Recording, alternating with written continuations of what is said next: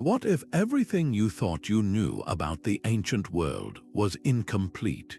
Picture this. You're sorting through the forgotten belongings of a distant relative, and tucked away in a worn-out trunk, beneath layers of yellowed fabric, your fingers brush against something stiff and crackling. It isn't a stack of letters or a collection of old coins. It's a roll of parchment, brittle with age, and when you carefully unroll it, you're not looking at a treasure map in the conventional sense. Instead, you're staring at a series of precise lines, strange symbols, and diagrams for a device that makes no sense to you, a machine with gears and levers that seems to belong in a future century, not a forgotten past. That feeling, that thrilling jolt of discovering something truly inexplicable, is the very essence of our journey today. We are about to open a series of ancient blueprints, each one a cryptic message sent across time, waiting to be understood. These are not simply old drawings or primitive sketches. They are sophisticated plans that challenge the very foundation of our historical timeline. Who created them, and with what knowledge? Were they the work of brilliant, isolated geniuses, or evidence of advanced civilizations whose achievements have been lost to the sands of time? These mysterious ancient blueprints, discovered in the most unexpected places, from the crushing depths of sea floors to the silent, sealed chambers of desert tombs, ask us profound questions about human ingenuity. They suggest that our ancestors possessed an understanding of engineering, astronomy, and physics that we are only just beginning to appreciate.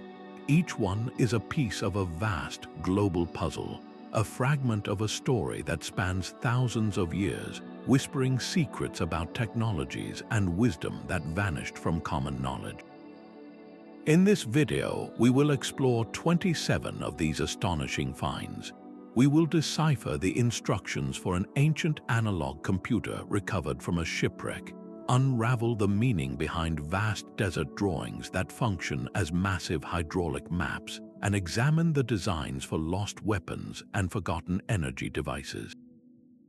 We will see how entire cities were planned with a precision that rivals modern engineering, and how celestial events were tracked with stunning accuracy. This is more than a list of artifacts. It is a re-examination of history itself, so prepare to have your perception of the past completely rewritten.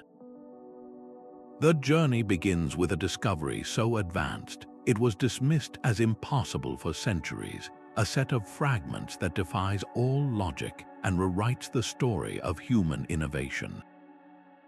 But before we can truly appreciate these individual marvels, we need to step back and ask a fundamental question.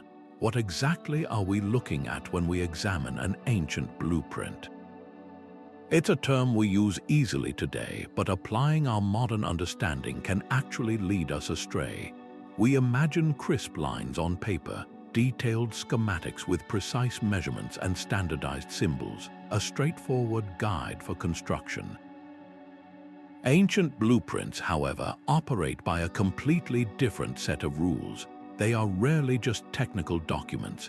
Think of them instead as multidimensional maps, where a single line might represent a structural beam, a spiritual pathway, and a celestial alignment all at once.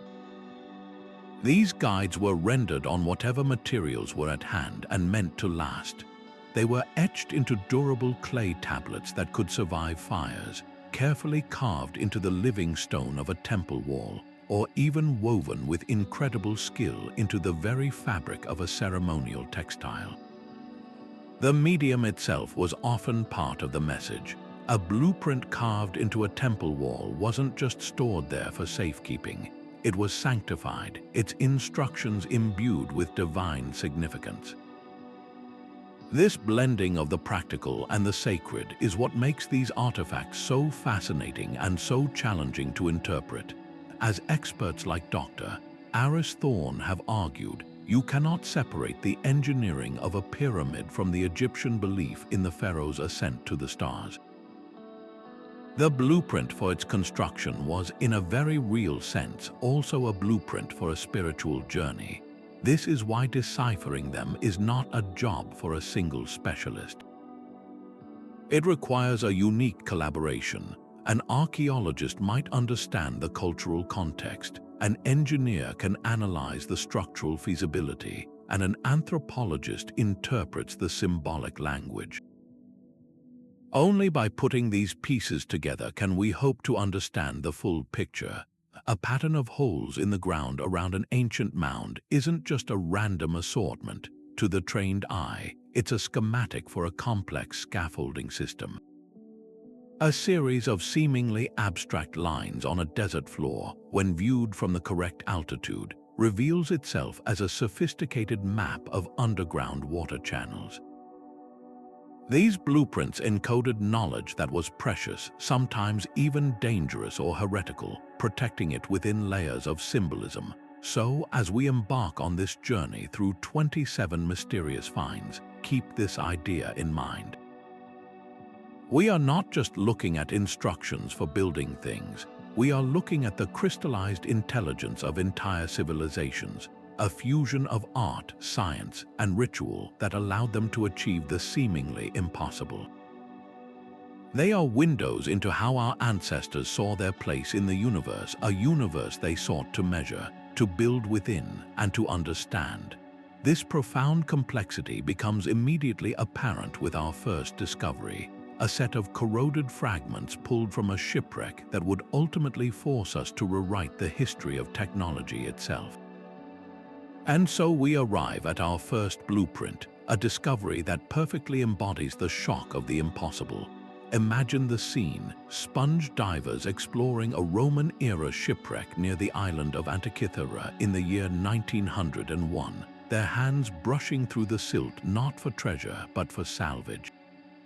What they brought to the surface was a lump of corroded bronze and wood, so encrusted and deteriorated that it seemed like little more than junk. For nearly half a century, it sat in the National Archaeological Museum in Athens, a curious but largely ignored artifact. It was only when a science historian named Derek de Solla Price took an interest in the 1950s that the truth began to emerge. Through painstaking examination and later, advanced three-dimensional X-ray tomography, the layers of corrosion were virtually peeled back to reveal the ghost of an unimaginably sophisticated machine. This was not a statue or a simple navigational tool. The Antikythera Mechanism, as it came to be known, was an ancient analog computer, dating to around 200 years before the Common Era. It consisted of over 30 precisely cut bronze gears, housed in a wooden case about the size of a shoebox. On its front and back were dials and pointers, and inscriptions acted as a user's manual. But this was no ordinary calendar. This device was a blueprint for the cosmos itself. By turning a hand crank, an operator could calculate the positions of the sun, the moon, and likely the 5 known planets. It predicted lunar and solar eclipses with remarkable accuracy, and even accounted for the irregular orbit of the moon through a clever pin and slot mechanism that mimicked the mathematics of elliptical orbits. The front dial even displayed the ancient Egyptian calendar and the timing of the Olympic Games. It was, in essence, a portable, mechanical representation of the universe as understood by Greek astronomy. The gears themselves are the blueprint. Their ratios are not random. They are the physical embodiment of complex astronomical cycles. For instance, a primary gear with 224 teeth meshed with others to replicate the 223-month cycle of lunar eclipses, known as the Saros cycle. Another set of gears accurately modeled the Metonic cycle, a period of 19 years after which the phases of the moon repeat on the same dates. This was not just observational astronomy. This was mathematical prediction engineered into bronze. The level of miniaturization and complexity is staggering, with some gears thinner than a coin. It represents a technological peak in gearwork that would not be seen again until the astronomical clocks of 14th century Europe. This single device shatters the simplistic timeline of technological progress, forcing us to ask, who were the geniuses behind this? The leading theory points to the school of Archimedes in Syracuse or the scholars of Rhodes like Hipparchus, whose theories of lunar motion are directly encoded in the gears. The Antikythera Mechanism is more than a calculator. It is a philosophical statement cast in metal. It reflects a Hellenistic worldview that saw the universe as a vast, orderly system, a cosmos governed by predictable laws that could be understood and even mechanically reproduced. The blueprint etched onto its plates is a testament to a civilization that had pushed the boundaries of knowledge to a point we never knew they reached. Its presence on a Roman ship, likely looted from Greece, suggests it was a prized possession, a symbol of a knowledge so advanced it was considered a treasure. The loss of this technology for over a millennium is one of history's great mysteries, a dark age that separated two peaks of scientific achievement. This single find, pulled from the seafloor, irrevocably changes our understanding of the ancient world, proving that the seeds of our own technological age were sown much, much earlier than we ever dreamed. From the intricate gears of a device lost beneath the Mediterranean, we now shift our gaze to an entirely different scale of ancient ingenuity, etched not on bronze but onto the very skin of the earth. High on the arid, wind-scoured plains of southern Peru, the Nazca Desert holds one of archaeology's most visually stunning and enduring mysteries. For centuries, these giant geoglyphs, enormous lines, geometric shapes, and stylized figures of animals like a hummingbird, a spider, and a monkey, were primarily viewed as immense works of art, perhaps ritual pathways meant for deities to view from the heavens. But a growing body of research suggests something far more practical and revolutionary. What if these sprawling designs were not just ceremonial art, but a sophisticated, large-scale blueprint for survival in one of the most unforgiving environments on the planet? The true genius of the Nazca Lines may lie in their relationship with the one resource more precious than gold in the desert: water. Recent studies using satellite technology and geographic information systems have revealed a fascinating correlation. Many of the long, straight lines and trapezoids align precisely with geological faults and pathways where underground water, fed by distant Andes mountain runoff, travels closer to the surface. Researchers like David Johnson have proposed that the Nazca people used these geoglyphs as a vast hydrological map, a terrestrial blueprint pointing the way to life-sustaining aquifers. This theory transforms our understanding of the lines from abstract symbols into a highly functional, community-wide guide for locating and managing water sources. In a landscape where water is invisible, they created a map on a colossal scale, readable only by those who understood the code. This interpretation is powerfully supported by the existence of the Puquioes, an advanced and still partially functional system of subterranean aqueducts found in the Nazca region. These were not simple wells. The Puquioes are complex feats of engineering, consisting of horizontal tunnels dug deep into the ground to tap into the water table, connected to the surface by vertical spiral-shaped shafts called ojos or eyes. The construction of such a system would have required an incredibly precise understanding of the underground water flow and gradient. The theory posits that the Nazca Lines served as the master plan for this network, with the directions and shapes indicating where to dig these vital water channels. The blueprint was the landscape itself, a permanent and unmissable guide for maintaining the civilization's lifeblood, but the mapping might extend beyond the earthly realm. Some researchers, including astronomer Phyllis Petluga, have found compelling alignments between certain Nazca Lines and key celestial events, such as the rising and setting of the sun during solstices or the position of bright stars and constellations. This suggests a dual-purpose blueprint, one that charted the subterranean water world below while also synchronizing with the cosmic cycles above. For the Nazca culture, survival was a holistic endeavor. Knowing when the rainy season would arrive in the highlands, and thus when underground aquifers would be replenished, was as crucial as knowing where the water was located. Their blueprint integrated astronomy with hydrology, creating a comprehensive survival system etched into the desert floor. The sheer scale of this undertaking is what truly staggers the imagination. These are not small markings. Some lines run perfectly straight for miles over rough, uneven terrain, and the animal figures can be hundreds of feet across.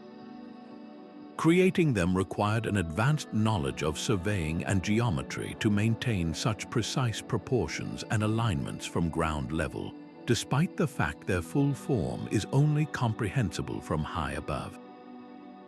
This has, of course, fueled speculation about extraterrestrial assistance or lost technologies, but the reality is likely a testament to methodical human effort and skill. The Nazca people could have used simple stakes and ropes to plot out the designs, a painstaking process that demonstrates a communal commitment to a project meant to benefit generations. They were engineering their environment on a monumental scale, turning the entire pampa into a functional and sacred diagram. This concept of the landscape as a living blueprint is a profound shift in how we view ancient achievements. It moves beyond seeing these lines as isolated curiosities and frames them as an integral part of a sophisticated environmental management system. The Nazca did not just live in their environment, they actively read it, interpreted it, and then inscribed their knowledge back onto it in a permanent, guiding form. They created a map that was also a prayer, an engineering schematic that was also a celestial calendar, all woven together into the fabric of the desert. This grand open-air masterplan, designed to harness the elements, stands in stark contrast to our next discovery, a blueprint of a very different nature, conceived not under the vast open sky, but within the dark, confined space of a seafaring vessel. While the Nazca people mapped their world on a colossal, sun-baked canvas, our next navigators faced a world with no fixed landmarks at all, only the vast, featureless expanse of the North Atlantic. For the Vikings to undertake their daring voyages from Scandinavia to Iceland, Greenland, and even North America, they needed a reliable way to navigate far beyond the sight of any coast, often under overcast skies that hid the sun and stars. Medieval texts and Norse sagas whispered of a mysterious tool that made this possible, a solar stein or sunstone. For a long time, this was dismissed as mere legend, a mythical crystal with magical properties. But a remarkable discovery in the wreck of an Elizabethan warship near Alderney in the English Channel would transform that myth into a compelling scientific reality, revealing a blueprint for navigation that was held not on parchment, but in the hand and in the mind. Among the artifacts recovered from that sunken ship was a small, rectangular block of a transparent crystal identified as Icelandic spar, a form of calcite. Crucially, it was found near more conventional navigational instruments like a pair of dividers and a wooden rule. This was not a random piece of cargo. Icelandic spar possesses a unique optical property known as birefringence. When a beam of light passes through it, the crystal splits the light into two separate rays. This property is the key to the Sunstone's legendary power. Even on a completely overcast day, sunlight becomes partially polarized, creating a pattern in the sky that is invisible to the human eye. By holding the calcite crystal up to the sky and rotating it, a Viking navigator could detect a subtle change in the brightness of the two light beams within the stone. When the crystal is oriented correctly, the beams appear equally bright, pointing directly toward the sun's hidden position. This technique provides a bearing on the sun with an accuracy astonishing enough to rival a magnetic compass. It is a three-dimensional, interactive blueprint. There were no drawn lines or written instructions. The blueprint was the precise, repeatable procedure itself, a piece of applied physics passed down orally from master to apprentice. A navigator would likely have used the sunstone to find the sun's direction, then marked that bearing on a wooden disc or perhaps simply committed it to memory, creating a mental chart to maintain their course. This demonstrates a sophisticated, empirical understanding of light's behavior, a practical grasp of optical principles that wouldn't be formally described in scientific texts for centuries. They weren't just using a rock, they were leveraging a fundamental property of nature to see the invisible. The brilliance of this system lies in its resilience. A magnetic compass can be unreliable, especially at high latitudes near the magnetic pole where the Vikings sailed, and it points to magnetic north, not true north, requiring corrections. The sunstone, however, always points to the true sun. Furthermore, while a cloudy sky renders a sundial useless, it does not defeat the sunstone. This tool gave the Vikings a consistent and dependable celestial reference point, turning the entire sky into a navigational aid regardless of the weather.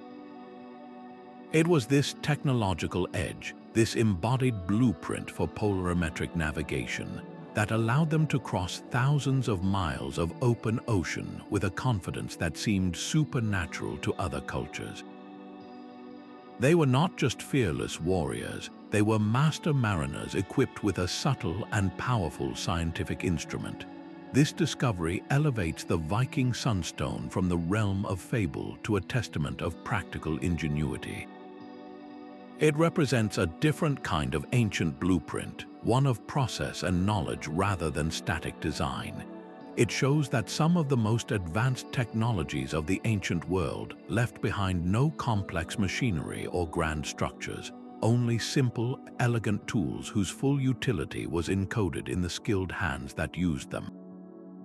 The survival of this knowledge in oral tradition and its eventual validation by a physical artifact reminds us how fragile the threads of technology can be.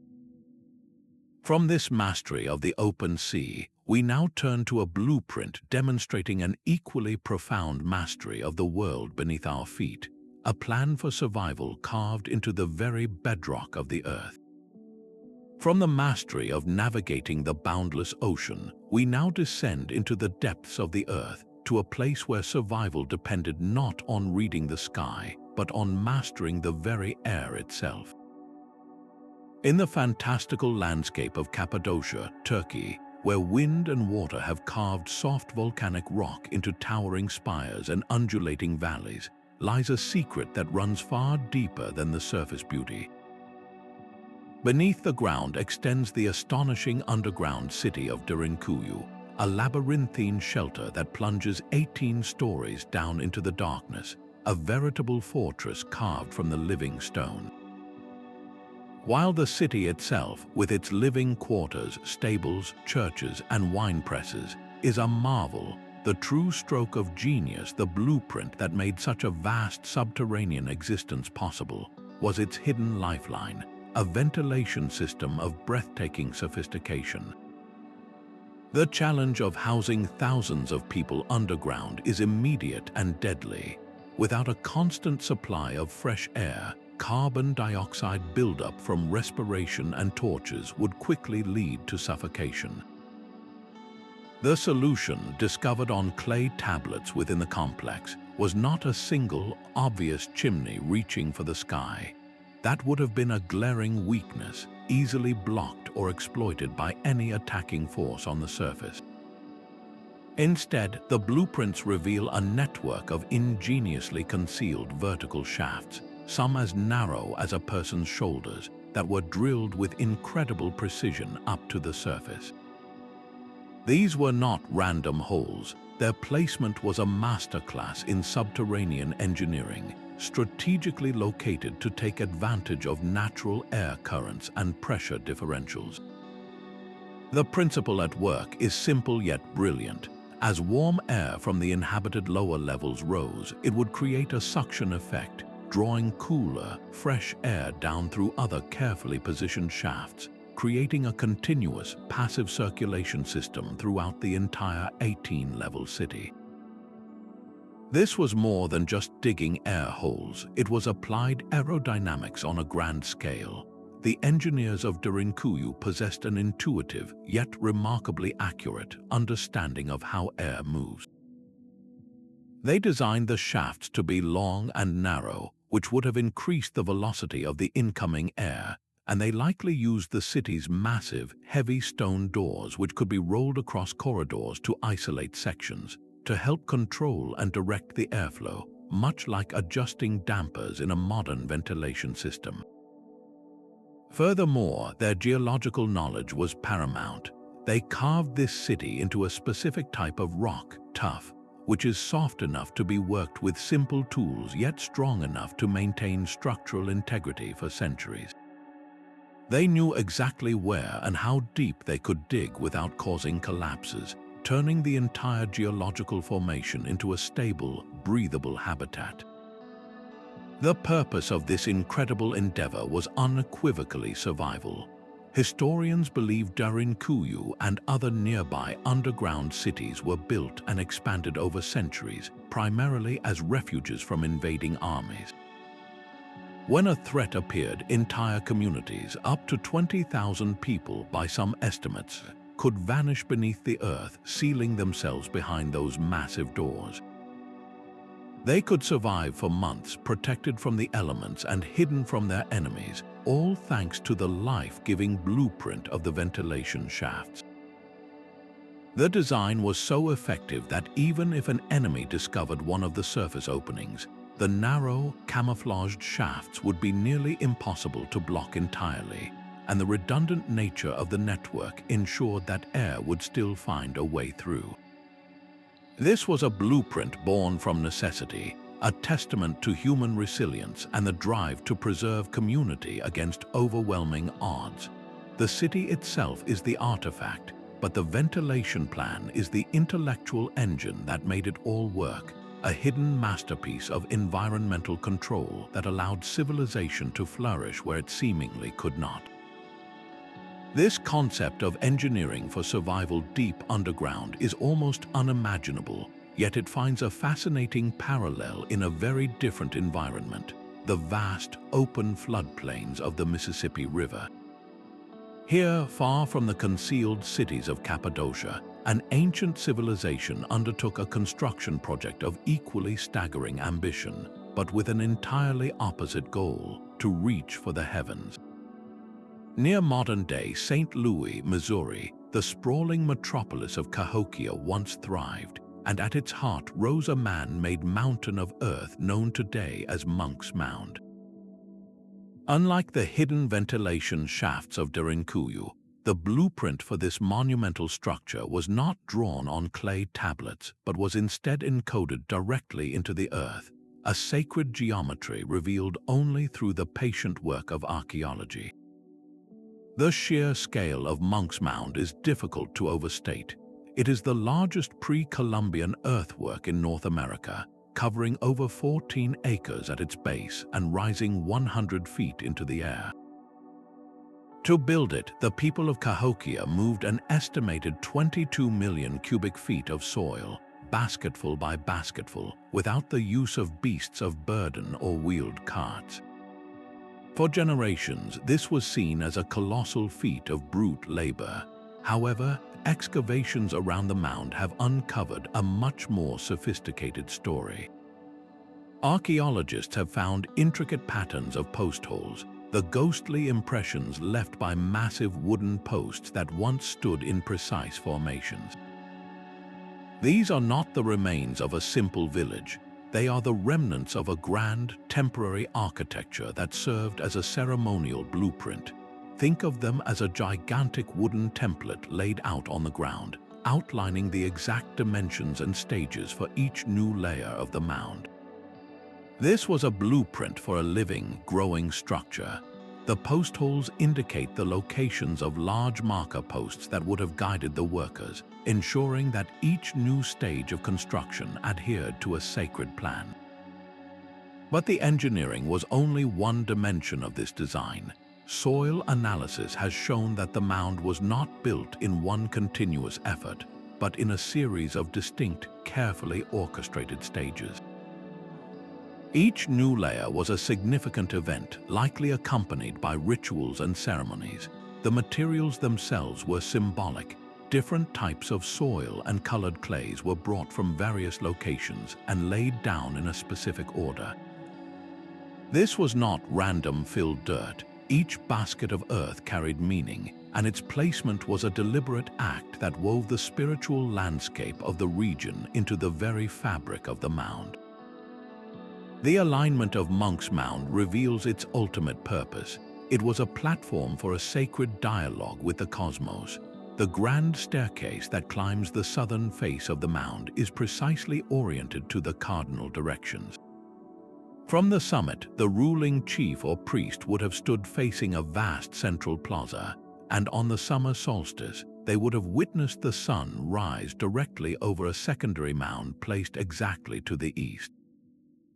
The entire complex was a giant calendrical device and a physical representation of the Cahokian worldview.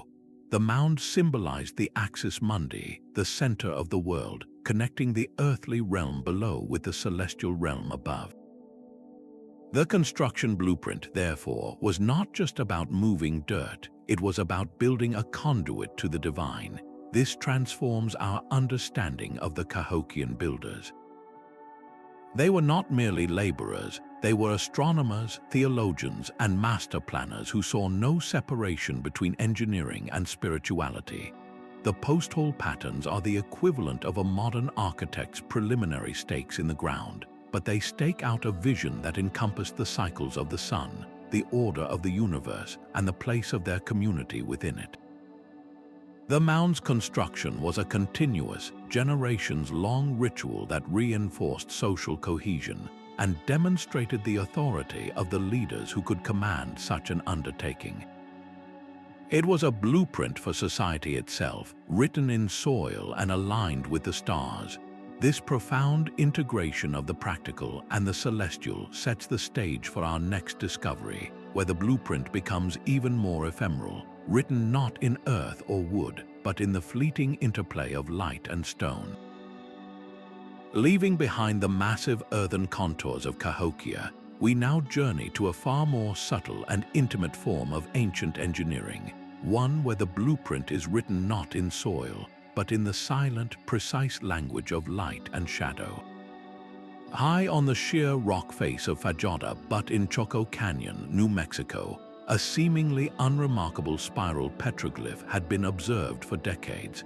It was just one of thousands of rock carvings in the region, until one fateful day in the 1970s when a researcher witnessed something extraordinary. As the sun reached its zenith on the summer solstice, a sliver of brilliant sunlight, a perfect dagger-shaped beam pierced directly through a narrow crevice in the overhanging rock slabs and landed exactly in the center of the carved spiral. In that moment, a simple carving was revealed to be the heart of an incredibly sophisticated and dynamic astronomical instrument, a living blueprint for marking the passage of time with unwavering celestial accuracy. The genius of the sun dagger lies not in the spiral itself, but in the precise engineering of the entire rock formation. This was not a happy accident of nature. The ancestral Puebloan people who built the great houses of Chaco Canyon carefully positioned 3 large stone slabs in front of the petroglyph. These slabs act as a sophisticated aperture, a natural camera obscura that filters and shapes the sunlight. Throughout the year, as the sun's path across the sky shifts, the patterns of light playing across the spiral change dramatically. On the summer solstice, the light forms that sharp, decisive dagger through the center. On the winter solstice, two daggers of light perfectly bracket the spiral on either side, and during the spring and autumn equinoxes, a smaller, needle-thin beam of light bisects the spiral vertically. This single site functioned as a comprehensive solar calendar, marking the most critical turning points of the year with a clarity that could not be misinterpreted. This was a blueprint for synchronizing human life with the cosmic order. For an agricultural society living in the arid Southwest, knowing the exact timing of the solstices and equinoxes was not an abstract intellectual exercise, it was essential for survival. It dictated when to plant crops, when to expect seasonal rains, and when to prepare for the harsh winter. The sun dagger provided an infallible, publicly visible signal that organized the ceremonial and agricultural calendar for the entire Chacoan world. The design demonstrates an incredibly deep and long-term observational knowledge of astronomy. The creators had to understand the subtle changes in the sun's rising and setting positions over many annual cycles to engineer the placement of the slabs with such exactitude. They were not just observing the sky, they were harnessing its movements and projecting them onto a stone canvas. What makes this blueprint so profoundly elegant is its simplicity and permanence. There are no moving parts to break, no gears to corrode, no written instructions that could be lost. The instrument is the landscape itself, set in motion by the dependable journey of the sun. It requires no maintenance, only an observer who understands its language. This represents a different kind of technological peak, one of minimalist, sustainable design that is perfectly adapted to its environment and purpose. It stands in stark contrast to the complex, gear-driven mechanism of Antikythera, yet it achieves a similar goal of celestial timekeeping through an entirely different, and in some ways more resilient, approach. The knowledge was encoded directly into the relationship between the canyon wall and the sky, a permanent testament to a culture that saw time as a sacred, cyclical force woven into the very fabric of their world. The discovery of the sun dagger fundamentally changed our perception of the ancestral Pueblans, revealing them as meticulous scientists and engineers of their environment.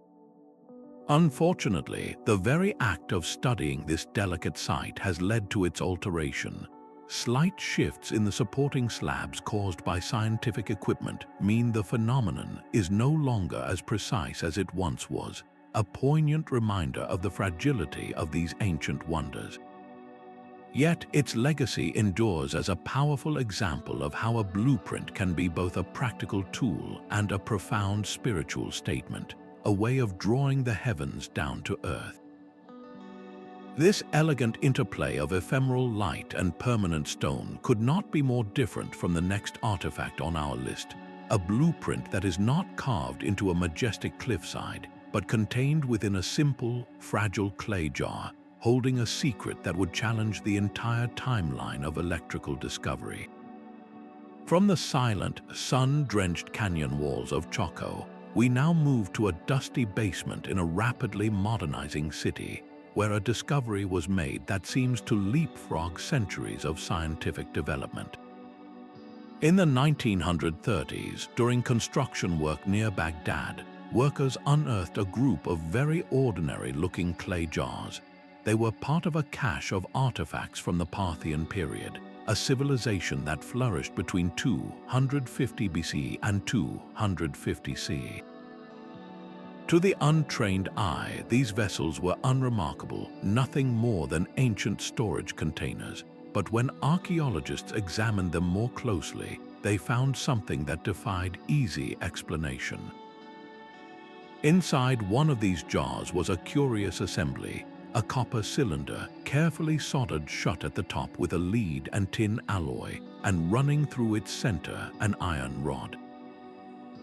The iron rod was isolated from the copper by a plug of asphalt, which also served to seal the top of the cylinder, holding everything securely in place.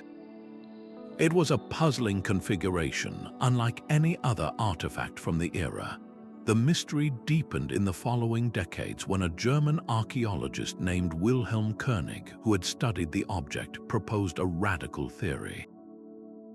He suggested that if this clay jar were to be filled with an acidic electrolyte, like vinegar or fermented grape juice, a chemical reaction would occur. The acid would interact with the iron and copper, causing electrons to flow from the iron rod to the copper cylinder through the acidic solution. In essence, he was describing a simple electrochemical cell, a basic battery. To test this, researchers built precise replicas. When they filled the replica jars with a suitable electrolyte, they were astounded to measure a small but consistent electrical potential of around 1 to 2 volts. The unassuming clay pot was in fact a functioning power source. This object, now famously known as the Baghdad Battery, presents us with a tangible blueprint for generating electricity, a principle that mainstream science attributes to Alessandro Volta in the year 1800, a full 2 millennia later. The immediate and most tantalizing question is, of course, what was this electrical current used for? One of the most compelling theories involves the art of electroplating. The Parthians and later the Sasanians were master metalsmiths, renowned for producing exquisite gold and silver objects. A common technique from that time involved gluing extremely thin sheets of gold onto silver objects, a method known as gilding. However, some artifacts from the region show a uniformity of gold coating that is difficult to achieve with simple gluing. It is possible that artisans had discovered, perhaps by accident, that using a weak electrical current could cause gold particles in a solution to bond seamlessly to a silver surface, creating a much more durable and even plating. The low voltage produced by the Baghdad Battery is perfectly suited for this kind of small-scale, delicate work.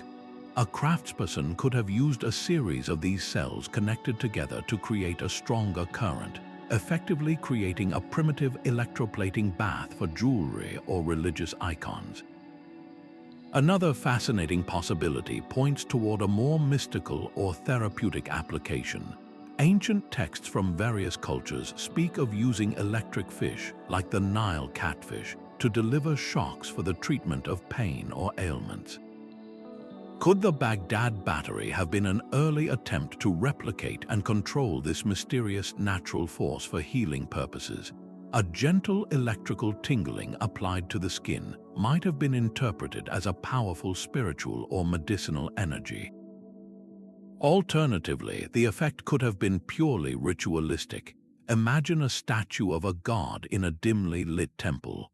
If connected to such a device, a metal object held by the statue could deliver a faint but surprising shock to a devout worshipper, creating a powerful and unforgettable sensation of divine contact. The psychological impact of such an experience would have been profound, a clever use of basic science to reinforce religious authority, yet not all experts are convinced. Skeptics argue that if these were indeed batteries, we would expect to find more evidence, more examples, or associated tools like wires or electroplated objects that clearly couldn't have been made by other means. They propose alternative, more mundane explanations. Perhaps the jar was simply a secure storage container for sacred scrolls made of papyrus or parchment. The iron rod would have been the core around which the scroll was wrapped, and the copper cylinder its protective case, with the asphalt seal keeping out moisture. While this is a plausible theory, it doesn't fully explain why the components were assembled with such specific, insulating materials, a design that so perfectly aligns with the principles of a galvanic cell. Regardless of the debate over its specific use, the Baghdad Battery's true significance lies in what it represents. It is a powerful symbol of knowledge lost. It challenges the comforting, linear narrative of scientific progress where each discovery builds neatly upon the last. Instead, it suggests that human ingenuity has flared up in brilliant, isolated pockets throughout history, achieving insights that would then fade away, only to be rediscovered much later. The Parthian artisan who first assembled these components may not have understood the physics of electron flow, but they undoubtedly understood the practical effect they could produce through observation and experimentation. This artifact is a humble yet profound reminder that the path of knowledge is not a straight line, but a winding river with currents that sometimes run underground for centuries before resurfacing. This theme of isolated technological brilliance takes a dramatic leap from the subtle currents of electricity to the open skies, as we examine a small wooden artifact that seems to defy the very gravity of our historical understanding. The idea of generating an electrical current in ancient times is a concept that pushes the boundaries of our historical imagination. But what about the dream of flight? Our next artifact seems to leap from the realm of earthbound technology into the skies, presenting a mystery that is both elegant and profoundly puzzling. Discovered in 1898 during the excavation of a tomb in Saqqara, Egypt, a burial site dating back to around 200 years before the Common Era, this object was initially catalogued simply as a wooden bird model. It was a small, lightweight artifact carved from sycamore wood, and for decades it rested in the Cairo Museum's collection, attracting little special attention. It looked at a casual glance like a stylized falcon, a common religious symbol associated with the god Horus. But to a modern eye, trained in the principles of aeronautics, there was something distinctly unusual about its design. The so-called Saqqara bird doesn't merely resemble a bird in flight. Its features are curiously specific. The object has a sleek, streamlined fuselage or body that is perfectly horizontal. Unlike a bird whose tail feathers are typically fanned out horizontally for stability, this model has a distinct vertical tailplane that stands upright, much like the vertical stabilizer on the tail of a modern airplane. The wings are smooth and aerofoil-shaped, tapering at the ends. The most telling detail, and the one that is most frequently debated, is that the original artifact lacks the clear carved features of a bird's head, like a beak and eyes. In fact, the head appears to have broken off long ago, and some researchers argue that what remains is not a broken neck, but a slot that could have held a separate piece. Perhaps a missing horizontal stabilizer, the final component needed for stable flight. It is this combination of features that has led some aviation engineers and historians to propose a radical theory that the Saqqara bird is not a model of a bird, but a model of a glider. To test this hypothesis, several researchers have created precise replicas of the artifact for wind tunnel testing. The results were startling. When air passes over the model at the correct angle of attack, the wings do indeed generate significant lift. The shape of the body and the vertical tail provide a degree of stability in flight. While it certainly wouldn't rival a modern aircraft, these tests demonstrate that the object possesses inherent aerodynamic properties that go far beyond what would be necessary for a simple religious totem or a child's toy. It behaves, in essence, like a primitive wing-led glider. This raises an irresistible question: was it intended to fly? Could it have been a ceremonial object designed to be launched from a high place during a ritual, symbolizing a soul's ascent to the heavens? Or was it something even more profound, a test model, a three-dimensional blueprint for a larger, manned glider that was never built or whose remains have never been found? Of course, the mainstream archaeological interpretation remains cautious. Many Egyptologists maintain that it is exactly what it first appeared to be, a votive offering or a toy, likely a representation of a bird of prey. They point out that the vertical tail could be a stylized representation of a bird's tail feathers seen from the side. The absence of a horizontal stabilizer, they argue, is a clear indication that it was never meant to be a functional aircraft model. Furthermore, there is a complete absence of any supporting textual evidence from Egyptian records that discusses the principles of aviation or the construction of flying machines. The leap from observing bird flight to engineering a stable, heavier-than-air glider is an enormous one, and it seems to stand alone in the archaeological record of ancient Egypt. Yet, the very existence of the debate is what makes the Saqqara bird so captivating. It sits at the fascinating intersection of known symbolism and speculative technology. Even if we dismiss the glider theory entirely, the object still reveals a sophisticated observation of natural forms. The ancient carver clearly understood that a certain shape, a smooth body with swept-back wings, was associated with movement through the air. This intuitive grasp of basic aerodynamics, born from centuries of watching birds and throwing objects, is a form of knowledge in itself. The Saqqara bird may be a blueprint not for a specific machine, but for a fundamental principle that the air can be ridden, that flight is possible. It represents humanity's timeless, yearning look towards the horizon, a dream of breaking free from earthly constraints that would find its fulfillment millennia later. This small wooden artifact is a whisper of that ancient aspiration, a silent testament to a fascination with the skies that connects us directly to our ancestors. And this fascination with achieving the impossible on a grand scale finds a breathtaking parallel in a blueprint of an entirely different kind, one that was not designed to fly through the air, but to make massive stone figures walk across the land.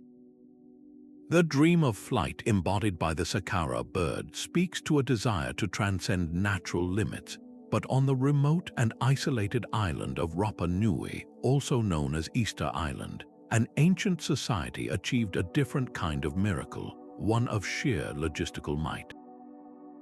For centuries, the massive, brooding Moai statues have stood as silent sentinels, their immense size and mysterious origins fueling speculation and wonder. How could a people with seemingly simple technology have quarried, carved, and then transported nearly 900 of these colossal stone figures, some weighing over 80 tons, across miles of rugged terrain from the central quarry at Rono Raraku to ceremonial platforms called Ahu around the island's perimeter? The answer, it turns out, was not just a matter of brute force, but of brilliant planning, and the blueprint for this incredible feat was written directly into the landscape itself, in the form of the island's ancient roads. For a long time, the prevailing theory was that the islanders had laid the statues down on wooden sleds or rollers and painstakingly dragged them along paths. However, a closer examination of the roads themselves told a different story. These were not flat, wide highways suited for dragging a heavy load. Instead, researchers like archaeologists Terry Hunt and Carl Lipo began to notice something peculiar.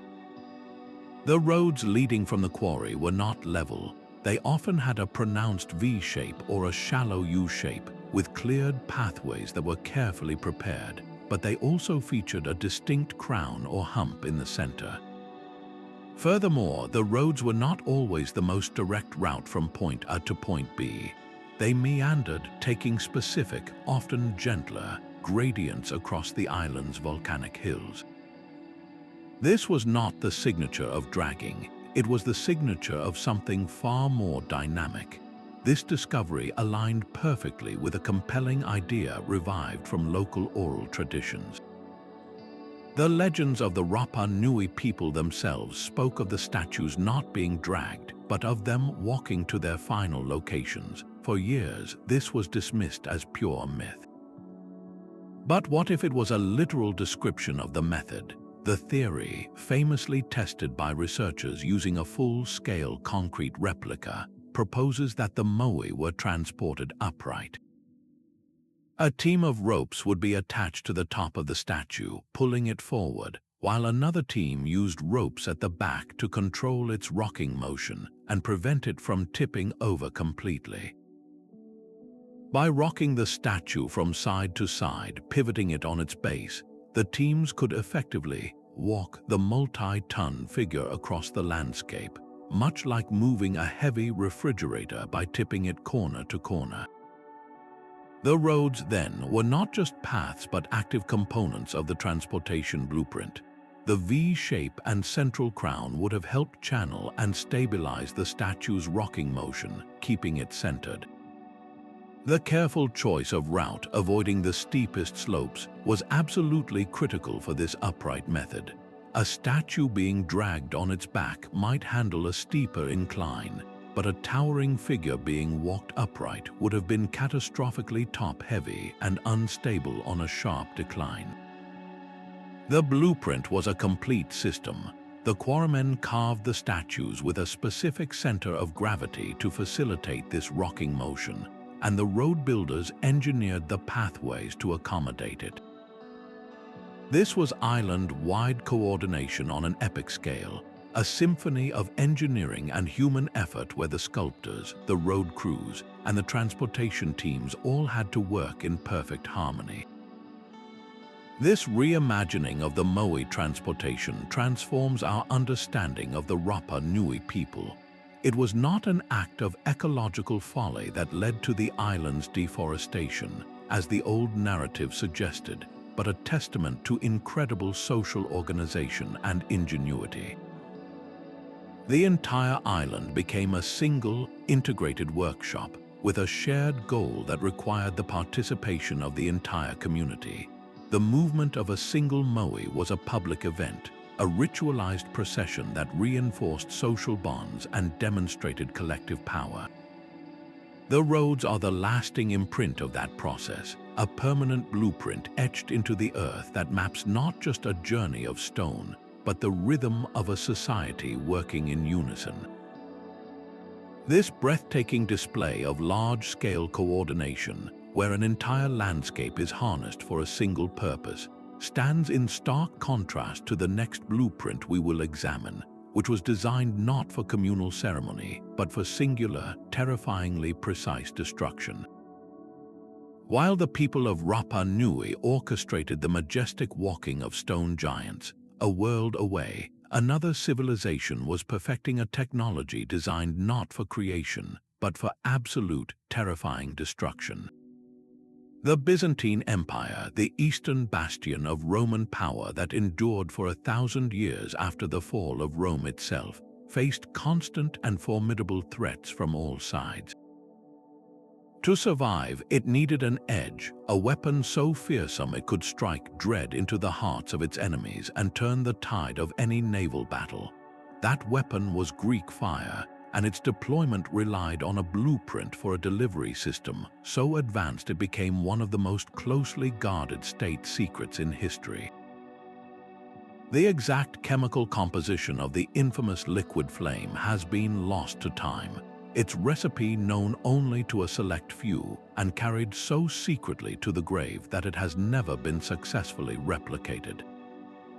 But the terrifying mechanics of how it was unleashed upon the world have been partially preserved, not on stone or clay, but in the delicate illustrations of Byzantine manuscripts, giving us a haunting blueprint for ancient warfare.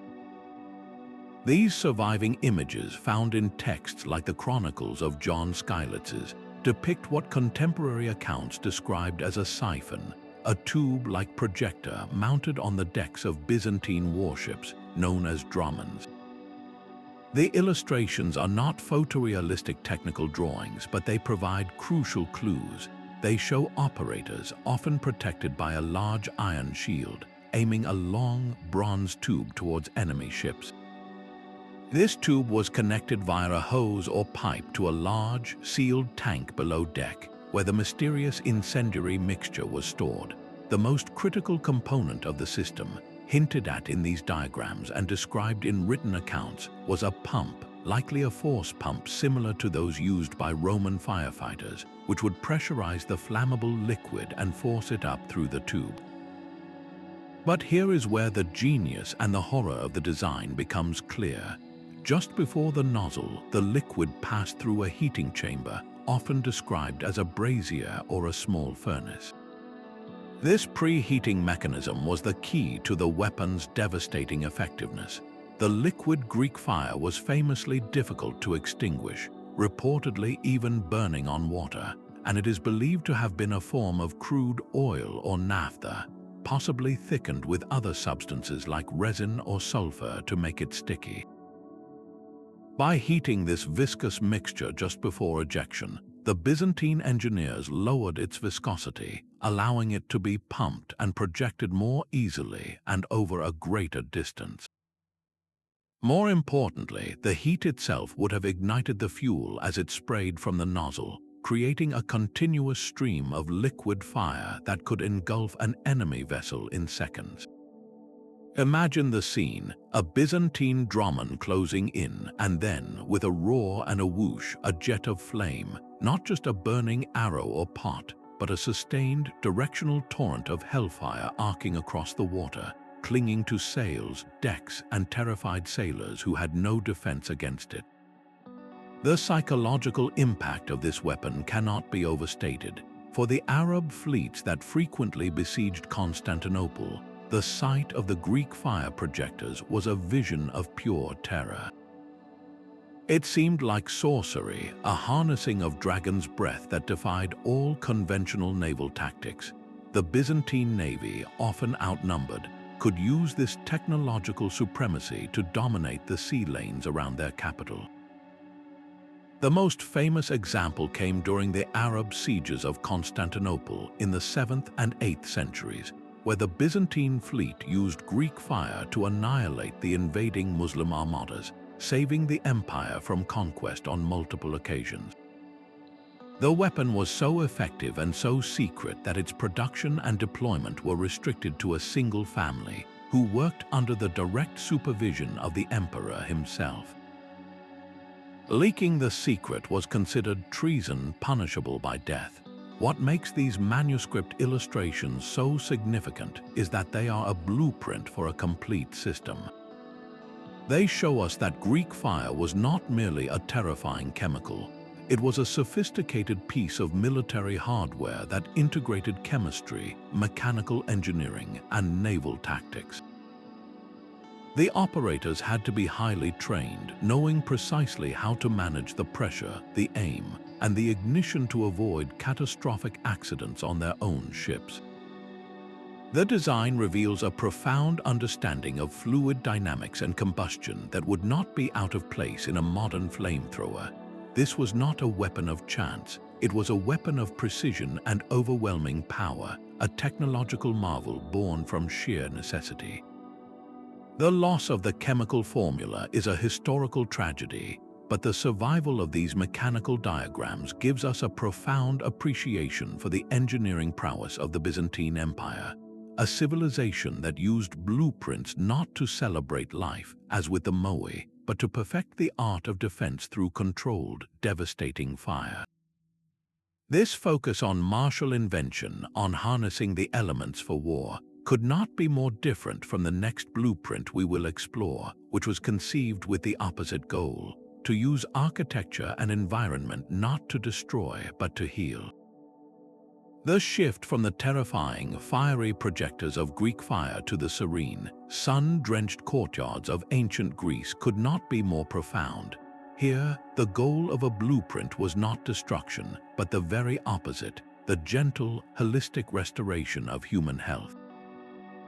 In the world of the Asclepion healing temples dedicated to Asclepius, the god of medicine, architecture itself was prescribed like a remedy. These were not merely places of prayer, they were sophisticated sanatoriums, and their precise layouts, uncovered at sites like Epidaurus, Pergamon, and Kos, reveal a blueprint for healing that integrated the body, the mind, and the spirit in a way that feels remarkably modern. The design was a deliberate, therapeutic environment, a carefully crafted journey aimed at curing the sick through a multi-sensory experience. A patient arriving at the Asclepion of Epidaurus would first undergo a process of purification and preparation, moving through a series of structured spaces that guided them toward wellness. The complex was always situated in a peaceful, naturally beautiful location, often with a sacred spring or grove of trees at its heart. This connection to nature was the first ingredient in the healing recipe. The air was clean, the setting was tranquil, and the very act of traveling to the temple removed the individual from the stresses and pollutants of their daily life. The blueprint mandated specific zones for specific treatments. There were abatoons or dormitories where patients would participate in a practice known as incubation sleep. Here, in a sacred hall, they would sleep, hoping for a dream in which the god Asclepius himself would appear to them, either offering a cure or performing a symbolic healing procedure. Priests who acted as therapists would then interpret these dreams to prescribe a treatment, which could involve diet, herbal remedies, or exercise. But the healing blueprint extended far beyond dream interpretation. The design incorporated what we would now recognize as powerful psychological and physical therapies. Central to the complex was a large, magnificent theater, like the one at Epidaurus, renowned for its perfect acoustics. Attending a dramatic performance was not mere entertainment, it was a form of catharsis. Watching tragedies and comedies allowed patients to experience a purging of their own pent-up emotions like pity and fear, a psychological release that was believed to be essential for physical recovery. Furthermore, the blueprint included extensive facilities for hydrotherapy. Patients would bathe in sacred pools and baths, the waters believed to have curative properties. They would also engage in physical exercise in gymnasiums and walk along shaded colonnades called stoas, promoting circulation and overall well-being. This integrated approach reveals a sophisticated, pre-scientific understanding of the mind-body connection. The Greek physicians and priests who designed these temples intuitively grasped that a person's mental state was inextricably linked to their physical health. Anxiety, fear, and stress could manifest as physical ailments, and by addressing the psyche through dreams, drama, and a calming environment, they could facilitate physical healing. The architecture was the framework that made this possible. The journey from the noisy outside world through the purifying gates, past the therapeutic theaters and baths, to the quiet dormitories for dream therapy, was a deliberate architectural narrative guiding the patient toward wholeness. It was a holistic system where every element, the sound of water, the sight of a play, the feeling of a cool breeze in a shaded walkway, was part of the treatment plan. This concept of designing an entire environment to promote human welfare and social order finds an even grander application in our next discovery, where the blueprint expands from a single healing complex to the layout of an entire, meticulously planned metropolis. The serene, holistic environment of the Asclepion, designed to nurture individual well-being, represents one approach to harnessing design for human benefit. But what happens when that same principle of intentional planning is applied not to a single sanctuary, but to an entire city, home to tens of thousands of people? To find the answer, we must travel even further back in time, to the zenith of one of the world's first and most enigmatic great civilizations. In the vast floodplain of the Indus River, in what is now Pakistan, the ancient city of Mohenjo-Daro rose to prominence around 2,500 years before the Common Era. While contemporary empires in Egypt and Mesopotamia were building pyramids and ziggurats that reached for the gods, the people of the Indus Valley were engaged in a different, and in many ways more revolutionary, project. They were perfecting the art of urban living itself, and the blueprint they left behind is a masterpiece of practical, egalitarian logic that would not be rivaled for over a millennium. The most striking feature of Mohenjo-Daro, immediately apparent to any archaeologist who maps its foundations, is its relentless, almost modern sense of order. The city was built on a meticulous grid plan with wide, straight main streets running north-south and east-west, intersecting to create large, rectangular city blocks. This was not an organic settlement that grew haphazardly over time like so many ancient towns. This was a city that was planned from the ground up, a conscious act of creation based on a master blueprint. The uniformity is astonishing. The main boulevards were wide enough for 2 carts to pass comfortably, while a network of smaller, narrower lanes branched off to provide access to individual homes. This careful division of space reveals a sophisticated understanding of traffic flow, public access, and the need for both communal areas and private living quarters. It speaks of a central governing authority with the power and vision to impose a standardized design on a massive scale, ensuring that the city functioned as a coherent, efficient whole. But the true genius of Mohenjo-Daro's blueprint lies not just in its streets, but in what runs beneath them. The city possessed what is arguably the ancient world's most advanced public water supply and sanitation system. Nearly every house, from the largest courtyard residence to the more modest dwellings, was equipped with a bathing area and a latrine. These were not simple pits. The waste from each home was channeled through terracotta pipes into a city-wide network of covered, brick-lined drains that ran underneath the main streets. These drains were designed with a gentle slope to ensure a constant flow, and they featured manholes at regular intervals capped with brick or stone slabs, allowing for maintenance and cleaning. This was a public health infrastructure of a kind that would disappear from the world after the fall of the Indus Valley civilization and not be seen again in Europe until the time of the Romans, over 2,000 years later. This commitment to standardization and quality extended to the very bricks that built the city.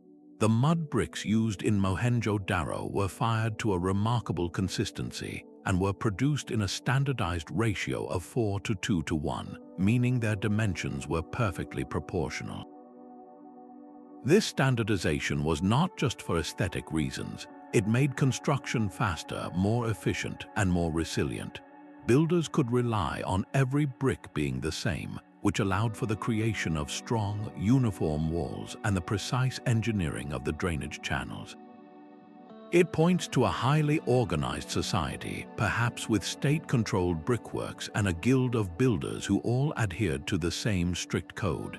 The city also featured monumental architecture, like the famous Great Bath, a large, watertight pool that likely served a ritual purpose, demonstrating that their engineering prowess was applied to both the utilitarian and the sacred. What is perhaps most intriguing about Mohenjo-Daro is what is missing. Unlike in Egypt or Mesopotamia, archaeologists have found no evidence of grandiose palaces, towering royal tombs, or monumental temples filled with tributes to a king or pharaoh. There are no grand statues of rulers, no inscriptions glorifying their conquests. This has led to much speculation about the nature of Indus Valley society.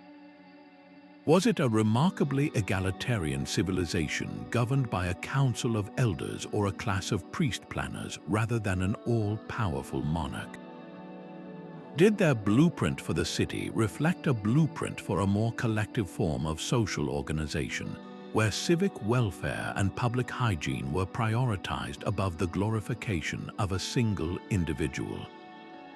The city's design suggests a society that valued order, cleanliness, and community well-being above ostentatious displays of personal power. The greatest monument was the functioning, healthy city itself. The logical, almost mathematical precision of Mohenjo-Daro's urban plan represents a peak of ancient civil engineering. It is a blueprint that speaks to a deep understanding of how people can live together in large numbers safely and sanitarily. It is a vision of civilization rooted in practicality and public health, a testament to a society that mastered its environment through meticulous planning and collective effort. This makes the eventual abandonment and mysterious decline of the city all the more poignant. But the logic and order of this ancient metropolis stand in the sharpest possible contrast to our next discovery, a blueprint that emerges not from the collective wisdom of a structured society, but from the mind of a single, enigmatic individual, and one that seems to defy all conventional logic and physics. From the grand, collective urban planning of Mohenjo-Daro, we now turn to a story of solitary obsession, a modern mystery that feels as though it's been lifted straight from the pages of an ancient legend. In the early 20th century, in the humid Florida landscape of Homestead, a slight, 5-foot-tall, 100-pound Latvian immigrant named Edward Lycurgus undertook a project that defies all rational explanation. Working entirely alone, mostly under the cover of night to avoid prying eyes, Lycurgus single-handedly quarried, carved, and erected over 1,100 tons of oolitic limestone, a type of coral rock, to create what is now known as Coral Castle. He claimed to have rediscovered the building secrets of the ancient Egyptians, the very same methods used to construct the pyramids. And while his creation is modern, the enigma of how he did it is a blueprint lost to time, a puzzle that has stumped engineers and physicists for decades. The sheer scale of the undertaking is what first strikes any visitor. The site is populated with massive stone sculptures and structures, including a 9-ton gate that once rotated so perfectly on a metal rod that a child could push it open with a single finger. There is a 22-ton obelisk, a 23-ton moon block, and a series of towering walls made of enormous interlocking blocks. Lycurgus used only the most rudimentary tools, as documented in a handful of photographs: old car jacks, metal chains, wooden tripods, and simple hand tools. There were no cranes, no heavy machinery, no modern hydraulic lifts. When he decided to move his entire castle 10 miles from Florida City to Homestead in 1936, he hired a truck, but he loaded the multi-ton blocks himself, again working alone and refusing to let anyone watch his process. Witnesses would only see the results the next morning, another colossal stone miraculously loaded onto the flatbed. So how did he do it? This is the core of the enigma. Lycurgus was famously secretive, offering only cryptic clues. He would tell curious visitors that he understood the laws of weight and leverage. He also spoke frequently about magnetism and electricity, claiming to have perceived the true nature of these forces. In his self-published pamphlets, he wrote about the principles of magnetism, suggesting that all matter is simply individual magnets acting in concert, and that by understanding this, one could control weight itself. Some theorists have taken this as a hint that he had discovered some form of anti-gravity or a method to negate an object's mass, perhaps using the Earth's magnetic field. Others propose he had stumbled upon a forgotten acoustic technology, using resonant frequencies to make the stones easier to move, a concept that echoes the acoustic properties of ancient sites like the Hal-Saflieni Hypogeum. The most persistent theory, and the one that aligns with his own statements about leverage, is that he constructed a simple but incredibly effective tripod and chain system. The idea is that he would lift a block incrementally using a tripod, place a base underneath, lower it, then reposition the tripod to lift it again, essentially walking the stone along. While this is mechanically plausible, the precision and speed with which he supposedly worked strain credulity. Moving a 9-ton gate into perfect balance or a 22-ton obelisk into an upright position with such primitive equipment would require superhuman patience and an almost supernatural understanding of physics. The site itself is the only blueprint he left behind, and engineers who have studied it are forced to admit that while his methods might be explainable in theory, replicating his feat with the same tools and under the same conditions seems virtually impossible.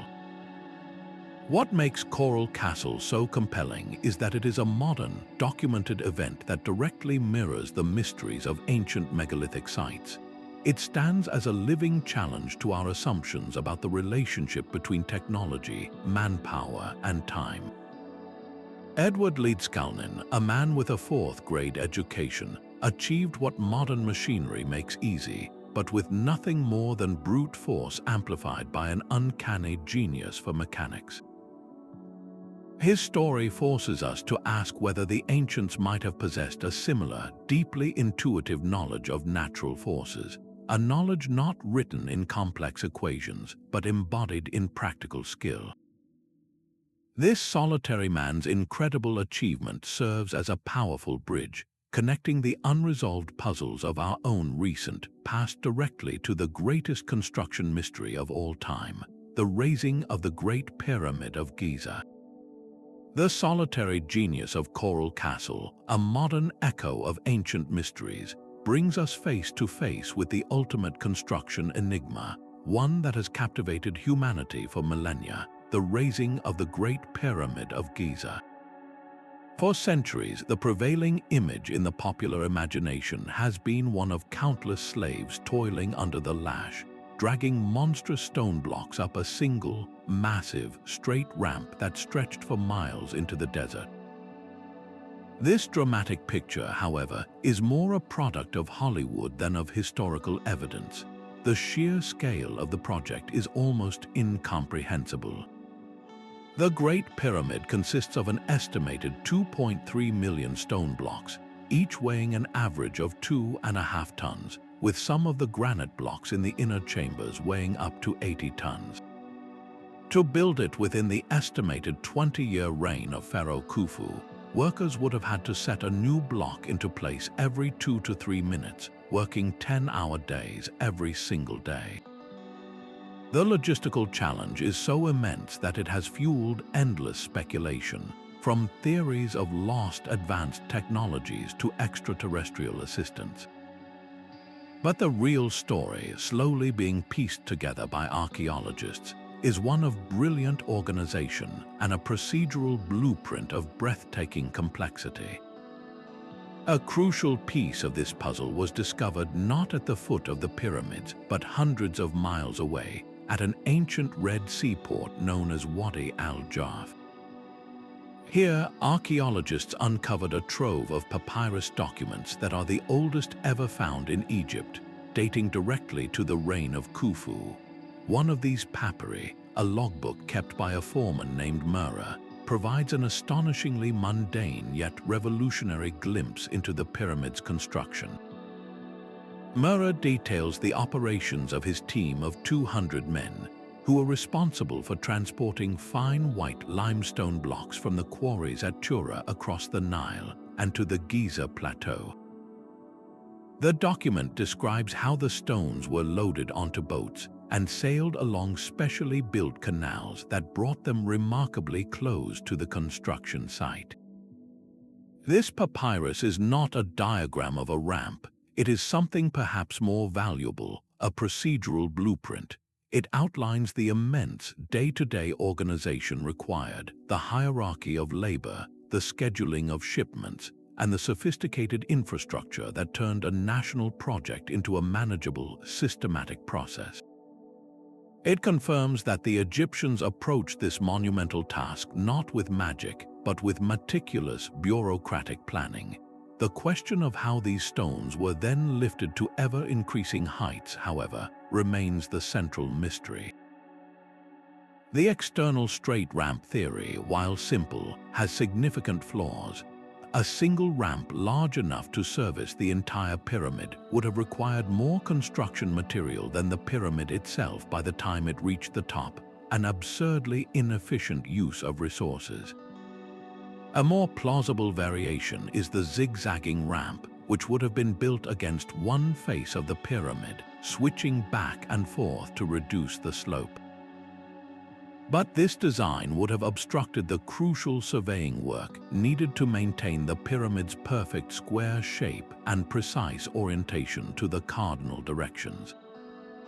The most compelling theory to emerge in recent years, championed by the French architect Jean-Pierre Houdin, proposes a radical solution. The ramp was not on the outside but on the inside. Houdin's theory suggests that a long, straight external ramp was used only for the first 43 meters of the pyramid's height, which accounts for the bulk of the volume. Then the builders constructed an internal, spiral ramp within the already built structure, corkscrewing its way up just inside the outer casing stones. This internal ramp theory elegantly solves many of the logistical problems. It requires far less material than an external mega ramp. It leaves the four corners of the pyramid unobstructed, allowing surveyors to continuously check and correct the alignment throughout the construction process. It also provides a practical explanation for the mysterious notches that are visible in the corners of the pyramid, which could have been used as turning bays for the teams hauling the blocks. In 2008, a team using microgravimetry, a technique that measures the density of materials, detected a less dense spiral pattern within the pyramid, a finding that is consistent with the presence of a hidden internal ramp. While not conclusive proof, it offers the first tangible scientific evidence supporting a theory that was once considered fringe. This internal ramp represents a dynamic, evolving blueprint, one that changed as the pyramid grew, demonstrating a fluid and highly adaptive approach to engineering. The construction of the Great Pyramid was not a static process following a single, rigid plan, but a living project that required constant innovation and problem solving on a colossal scale. This focus on the physical logistics of moving stone naturally leads our gaze upward, from the earthly ramp to the celestial sphere, as the pyramid's design reveals a blueprint not just for construction, but for mapping the heavens themselves. While the internal ramp theory offers a brilliant explanation for the physical mechanics of pyramid construction, it leaves unanswered a more profound question. Why was the Giza Plateau arranged in this specific, seemingly imperfect pattern? The three great pyramids of Khufu, Khafre, and Menkaure are not aligned in a perfect straight line. Instead, they form a slight, deliberate offset. And if you look at their sizes in relation to their positions, the pattern becomes even more intriguing. For centuries, this layout was seen as a product of topographic necessity or perhaps simple aesthetic choice. But in the 1990s, a compelling and controversial theory emerged, proposing that the entire necropolis was designed as something far more ambitious, a massive, permanent map of the heavens, specifically targeting one of the most recognizable constellations in the night sky.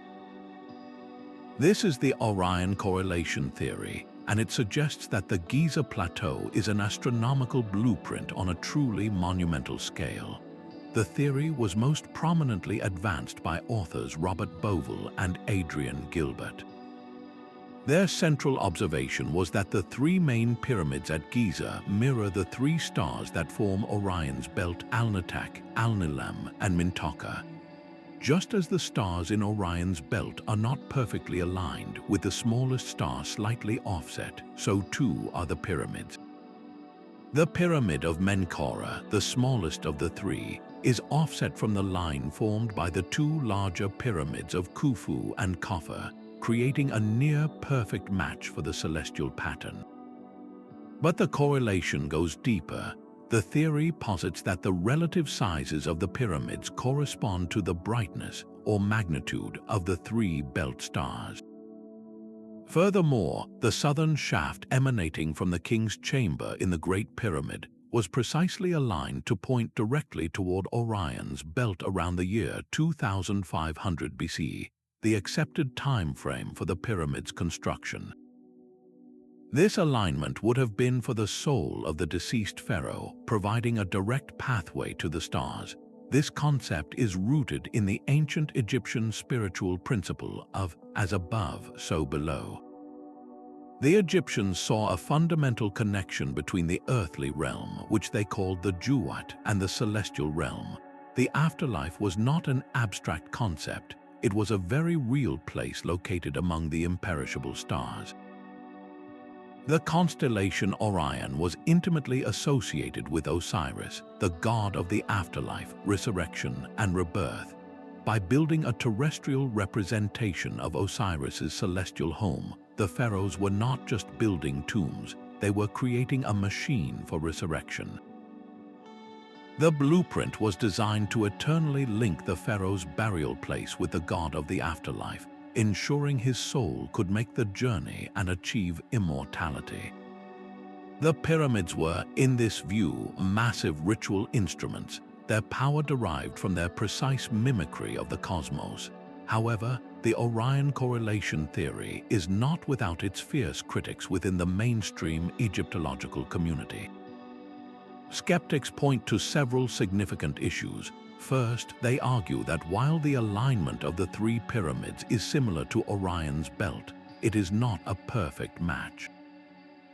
When overlaid on a star map, the fit is approximate, and critics contend that with a bit of flexibility, one could force a correlation with many different star patterns. Second, they question the dating. The theory relies on the alignment being perfect for a specific date in the past, but the precession of the equinoxes, the slow wobble of Earth's axis that changes our view of the stars over a 26,000-year cycle, means the exact orientation of the stars relative to the pyramids shifts over centuries. Pinpointing one specific year as the intended match can seem arbitrary. Furthermore, these critics emphasize that there is no textual evidence from Old Kingdom Egypt that explicitly mentions such a correlation. The pyramid texts, the oldest religious writings in the world found within later pyramids, are filled with celestial imagery, but they do not contain a clear, unambiguous blueprint linking the Giza pyramids to Orion's belt. Despite the controversy, the theory's enduring appeal lies in its powerful narrative. It offers a unified explanation for the entire Giza complex that goes beyond mere geometry or royal vanity. It connects the pyramids to the Nile River, suggesting that the waterway was seen as a terrestrial counterpart to the Milky Way, with the pyramids of Giza on the west bank mirroring Orion's position relative to the galactic river of stars. This transforms the entire landscape into a sacred map, a grand expression of the Egyptian belief that the order of the cosmos should be reflected in the order of their world. Whether one accepts the theory as literal fact or sees it as a symbolic interpretation, it undeniably highlights the profound astronomical knowledge the Egyptians possessed. Their ability to align structures with such precision over such vast distances proves they were master surveyors and keen observers of the night sky. The Giza Plateau, therefore, stands as a testament to a civilization that looked to the heavens not just for navigation or timekeeping, but for the very meaning of life, death, and eternity. This grand vision of using the stars as a guide for the soul presents a stark contrast to the next blueprint we will examine, which approached the heavens not for spiritual transcendence, but for the intensely practical, mathematical purpose of prediction. While the Egyptians looked to the stars to build a pathway to the afterlife, another ancient civilization far to the east was gazing upward with a different, more pragmatic goal in mind. In the bustling, scholarly centers of Mesopotamia, the Babylonians were not just observing the heavens for spiritual guidance, they were building a database. Across centuries, from the 7th to the 1st century before the Common Era, a dedicated class of scribes meticulously recorded the nightly movements of the cosmos onto thousands of clay tablets. These are the Babylonian astronomical diaries, and to view them as simple logs of celestial events would be to miss their true revolutionary nature. These tablets are, in fact, one of history's most profound blueprints, a step-by-step guide for turning observation into prediction, for transforming the apparent chaos of the sky into a system of mathematical certainty. The sheer scale and consistency of this project is almost unimaginable. Night after night for over 600 years, these scribes documented what they saw. They noted the positions of the moon and the 5 visible planets relative to specific stars and constellations. They recorded weather conditions that might obscure the view. They meticulously tracked the timing of lunar and solar eclipses, the appearance and disappearance of Venus, and the variations in the length of daylight throughout the year. But they didn't stop there. In a fascinating fusion of disciplines, they often correlated these celestial events with significant occurrences on Earth, such as fluctuations in the price of barley, the level of the Euphrates River, or even political events like the death of a king. This created a holistic record, suggesting they were searching for patterns that connected the cosmos to the terrestrial world. The blueprint was not just in the individual observations, but in the relentless, systematic accumulation of data over generations, creating a long-term statistical baseline that no single lifetime could ever achieve. The true genius of the Babylonian astronomers, however, lay in what they did with this mountain of data. They were not content to simply record, they were determined to forecast. By analyzing centuries of observations, they began to identify repeating cycles.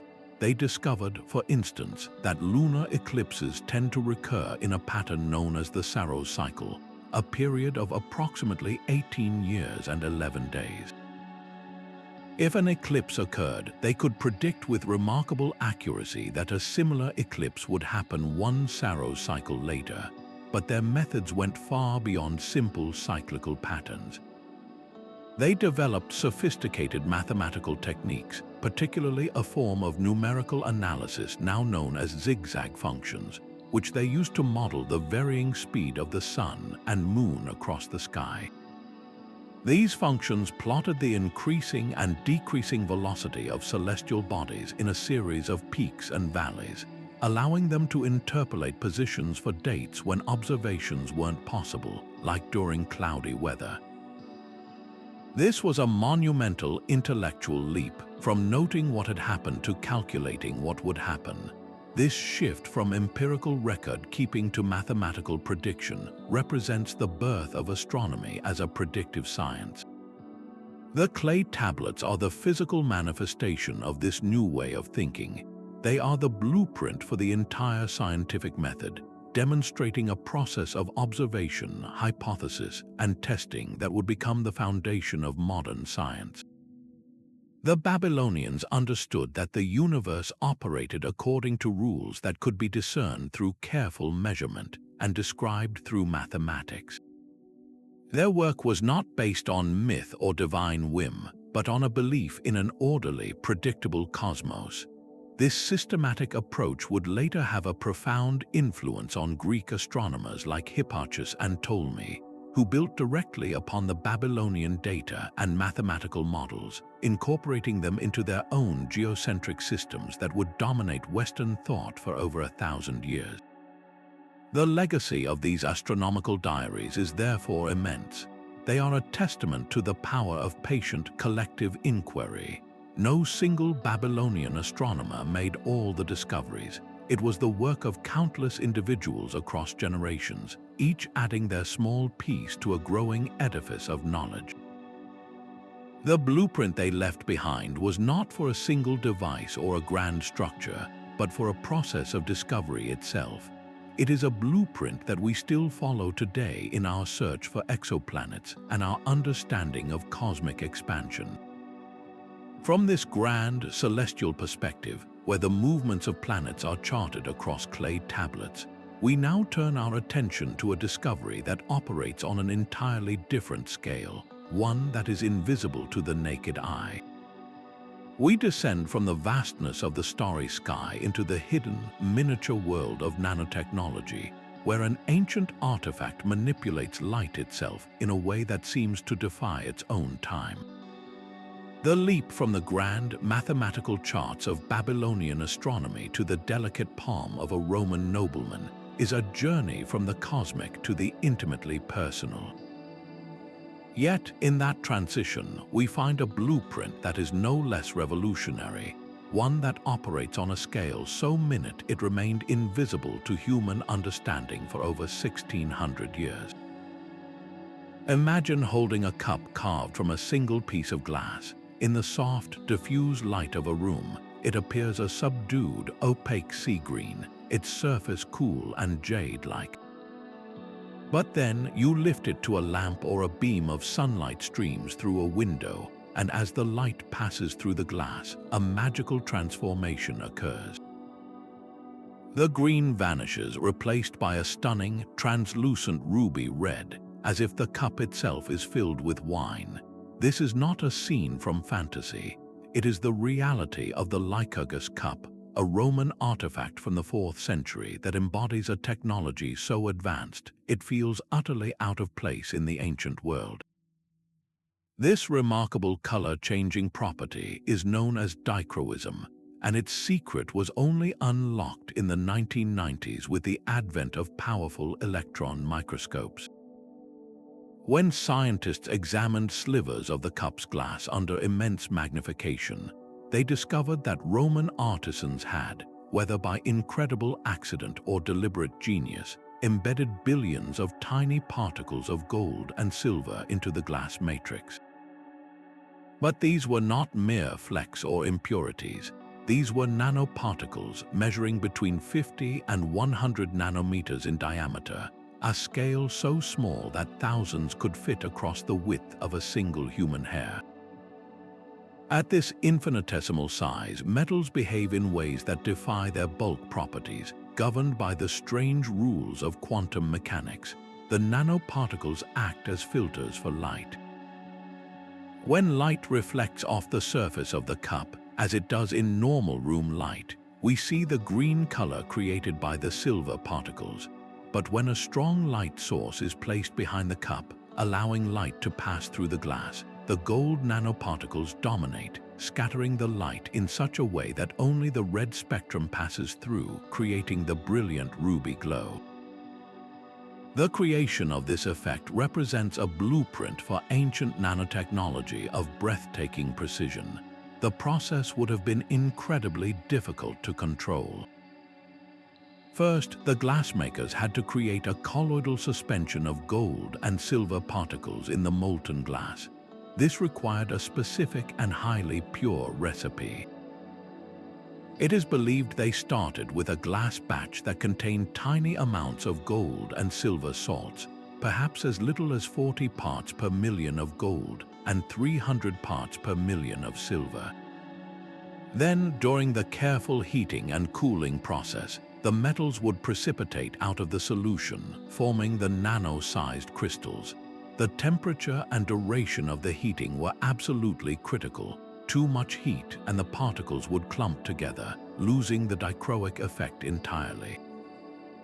Too little and they would never form. This was not a simple matter of mixing ingredients. It was a delicate dance of chemistry and thermal dynamics, a process that had to be replicated with astonishing consistency to produce a vessel of such uniform color transformation. The artisans who perfected this technique possessed a practical, hands-on mastery of materials science that would not be formally understood until the 20th century. How did they achieve this without any concept of atoms or nanometers? The most likely explanation is a combination of serendipitous discovery and generations of meticulous experimentation. A Roman glassblower may have first noticed a strange color effect in a batch of glass that was accidentally contaminated with a specific mineral dust containing gold and silver. Intrigued by the result, they would have then experimented, varying the ingredients, the furnace temperature, and the cooling time through a process of trial and error.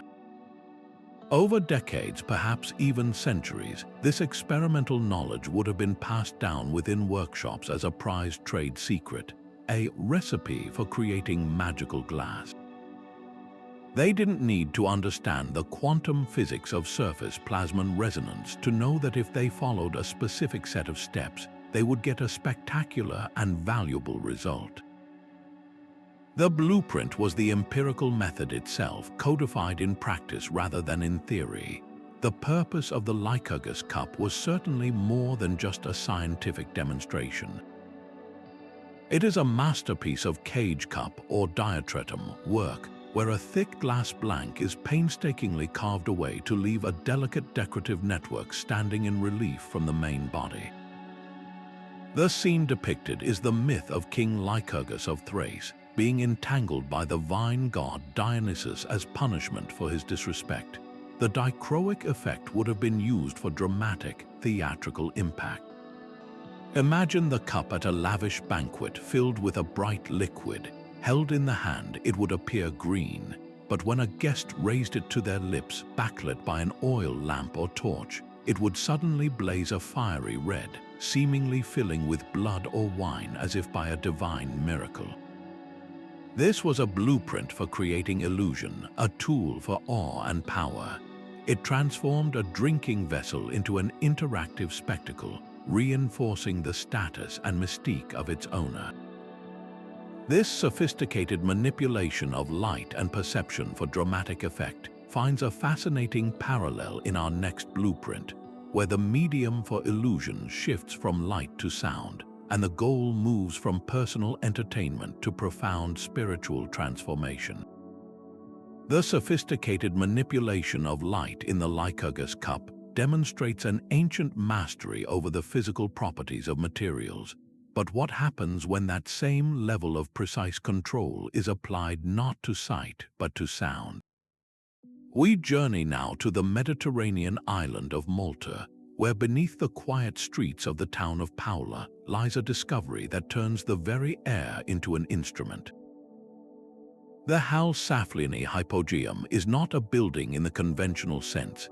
It is a vast, multi-level subterranean complex carved directly into the living limestone, a labyrinth of chambers, halls, and passages that served as a collective burial site and temple for a Neolithic culture over 5,000 years ago. While its function as a sanctuary for the dead is clear from the thousands of skeletal remains found within, it is the Hypogeum's acoustic properties that have sparked some of the most fascinating research in modern archaeology. This is not an artifact you can hold in your hand. It is an environment you step into, and its design reveals a blueprint for harnessing sound in a way that seems to defy its ancient origins.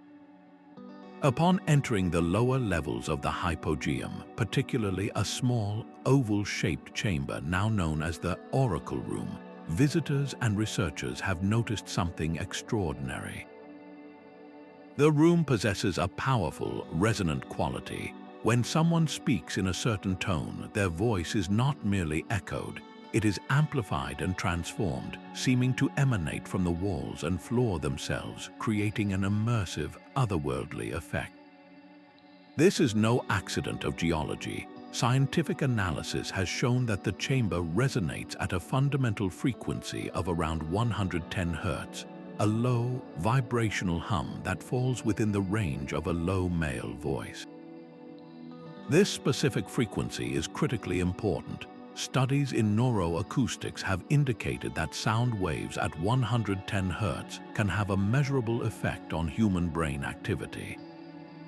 Brainwave scans suggest that exposure to this frequency can cause a shift in brain activity, suppressing the prefrontal cortex, the area associated with higher cognition, self-awareness, and critical thinking, and potentially allowing for a more dreamlike, receptive, or trance-like state of consciousness. This leads to an inescapable conclusion. The Hypogeum was not just carved, it was tuned. The Neolithic builders who worked with simple stone tools for centuries to create this space were not merely digging out rooms. They were sculptors of space and sound, acting as both architects and audio engineers. The curvature of the walls, the domed ceilings, the specific dimensions of each chamber, every surface was carefully shaped to create these acoustic effects. It was a deliberate, painstaking process of design. They would have tested the sound as they carved, slowly refining the contours to achieve the desired resonance. This implies a deep, intuitive understanding of sound wave physics. They knew that a sound wave hitting a curved surface would reflect and amplify differently than one hitting a flat surface. They understood how to create standing waves and how to use the natural properties of the limestone to enhance certain frequencies. The entire complex is therefore a three-dimensional acoustic blueprint, a permanent instrument designed to manipulate human perception. The purpose of this sonic engineering was almost certainly ritualistic and spiritual.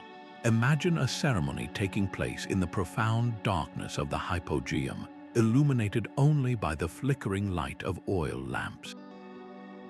A shaman or priest would chant or play a simple drum in the oracle room. The sound, amplified and distorted by the resonant frequency, would lose its point of origin, filling the entire space and seeming to come from the spirit world itself. For the participants already in a heightened emotional state due to the sacred nature of the site and the presence of the dead, the acoustic effects would have been overwhelming. The suppression of their critical faculties by the 110 Hz frequency would make them more susceptible to suggestion, more open to visionary experiences. The architecture itself became a tool for guiding the community through collective rituals, facilitating communication with ancestors or deities, and reinforcing the spiritual authority of the leaders who controlled this powerful technology. It was a tool for altering consciousness, built directly into the earth. This sophisticated use of sensory manipulation for spiritual purposes stands in stark contrast to the next ancient blueprint we will encounter. Where the Hypogeum used sound to transcend the mundane and access altered states, another civilization developed a system for recording information that was ruthlessly practical. A blueprint for administering an empire without the need for a single written word. The intricate acoustic chambers of the Hypogeum were designed to manipulate consciousness through the ephemeral medium of sound, but our next civilization achieved something equally profound using an entirely different and surprisingly tactile medium. High in the Andes Mountains, the Inca Empire, the largest in the pre-Columbian Americas, governed a vast and diverse territory stretching over 2,500 miles without the use of a wheel, a currency, or what we would recognize as a traditional writing system. For a long time, this led scholars to underestimate the complexity of Inca administration, viewing them as a powerful but illiterate culture. This perception was fundamentally wrong. The Inca did have a system for recording information, one that was both elegant and incredibly sophisticated. They wrote in code not with ink on paper, but with knots on strings. This was the quipu, and we are only just beginning to understand that it was far more than a simple accounting tool. It was a three-dimensional, tactile blueprint for running an empire. To look at a quipu is to see a fascinating and beautiful object. It consists of a main horizontal cord from which hang multiple pendant cords, often of different colors. From these pendant cords, other subsidiary cords might branch off, and on each cord a series of knots are tied. For centuries since the Spanish conquest, the prevailing theory was that these were primitive counting devices, a kind of abacus used by Inca bureaucrats to keep track of commodities like corn, potatoes, or llamas. And this is partially true. The pioneering work of scholars like Leland Locke and more recently Gary Ayrton has confirmed the numerical basis of the system. The Incas used a base 10 positional system. The type of knot indicated a digit, a figure of 8 knot for ones, a long knot with multiple turns for numbers 2 through 9, and so on, and the position of the knot on the string indicated its place value units, tens, hundreds, thousands. A skilled quipukamayok, or keeper of the quippers, could indeed use them to conduct a census or manage the empire's vast storehouses with mathematical precision. But what if the quipu could also tell a story? What if it could record a poem, a history, or a legal code? This is the revolutionary possibility that is now captivating researchers. The numerical interpretation alone cannot explain the sheer variety found in surviving quippers. Why are there hundreds of different colors of cords? Why are the knots tied in specific complex combinations? Why is the direction of the spin in the ply of the string, whether it is spun clockwise or counterclockwise, so consistent? These variations suggest a second layer of meaning, a semantic code layered on top of the numerical one. Think of it as a binary-like system, similar in principle to the ones and zeros of modern computing, but using a rich vocabulary of physical attributes, not type, not location, chord color, chord direction, and even the material of the chord itself. A red chord might represent the Inca army, a yellow chord could signify gold, and a knot tied in a specific sequence on that chord might describe a battle won or tribute paid. This transforms the quipu from a calculator into a potential narrative device. The most compelling evidence for this expanded view comes from Spanish colonial chronicles. Conquistadors and priests recorded that the Inca used quippers to record histories and legends. They wrote of quipucamayoks who could read the knots aloud, delivering detailed accounts of past events. In one remarkable instance, a Spanish magistrate was presented with a quipu that local elders claimed contained a record of the history of the Inca people from their mythical origins. Tragically, the Spanish, in their campaign to extirpate idolatry and impose their own culture, systematically destroyed thousands of quippers, and the ability to fully decipher their narrative content may have been lost with the last great quipucamayoks. The surviving quippers are like books in a library where we know the alphabet but have lost the dictionary. We can see the structure, we can count the words, but the full meaning of the stories they tell remains just beyond our grasp. This makes the quipu a blueprint for an alternative form of literacy, a radical departure from how most civilizations recorded knowledge. It was not a two-dimensional script meant for the eye, but a three-dimensional, tactile database meant for the hands. A quipukamayok would not simply look at a quipu. They would feel it, running their fingers over the knots, their texture and spacing, much like a blind person reading Braille. This was a portable, durable, and incredibly efficient information storage system. A single quipu could be rolled up and carried by a chasqui, a relay runner, across the empire's magnificent road system, transmitting complex data from the provinces to the capital at Cusco with speed and accuracy. It was the administrative backbone of the state, a physical network of information that mirrored the physical network of roads that bound the empire together. The quipu represents one of history's great intellectual tragedies, a sophisticated technology of memory that was willfully destroyed and is now only partially understood. It challenges our very definition of writing, forcing us to consider that literacy can exist without letters, that stories can be told without words, and that an empire can be governed through a language of knots. This concept of encoding vital information not in a traditional script, but in the very fabric of the physical world, finds a strange and controversial echo in our next blueprint. which proposes that the ancient landscape of Britain itself was inscribed with a hidden map of invisible energy. From the intricate tactile language of the Inca Quipu, a system for encoding information in 3 dimensions, we now turn to a blueprint that proposes an even more expansive form of writing, one where the entire landscape becomes the page. Imagine standing in the center of the Great Stone Circle at Avebury in England, feeling the immense weight of the sarsen stones around you.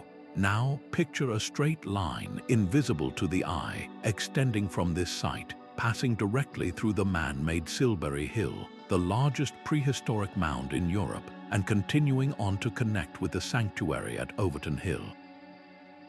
This is the essence of a ley line, a concept that has captivated and divided researchers for over a century.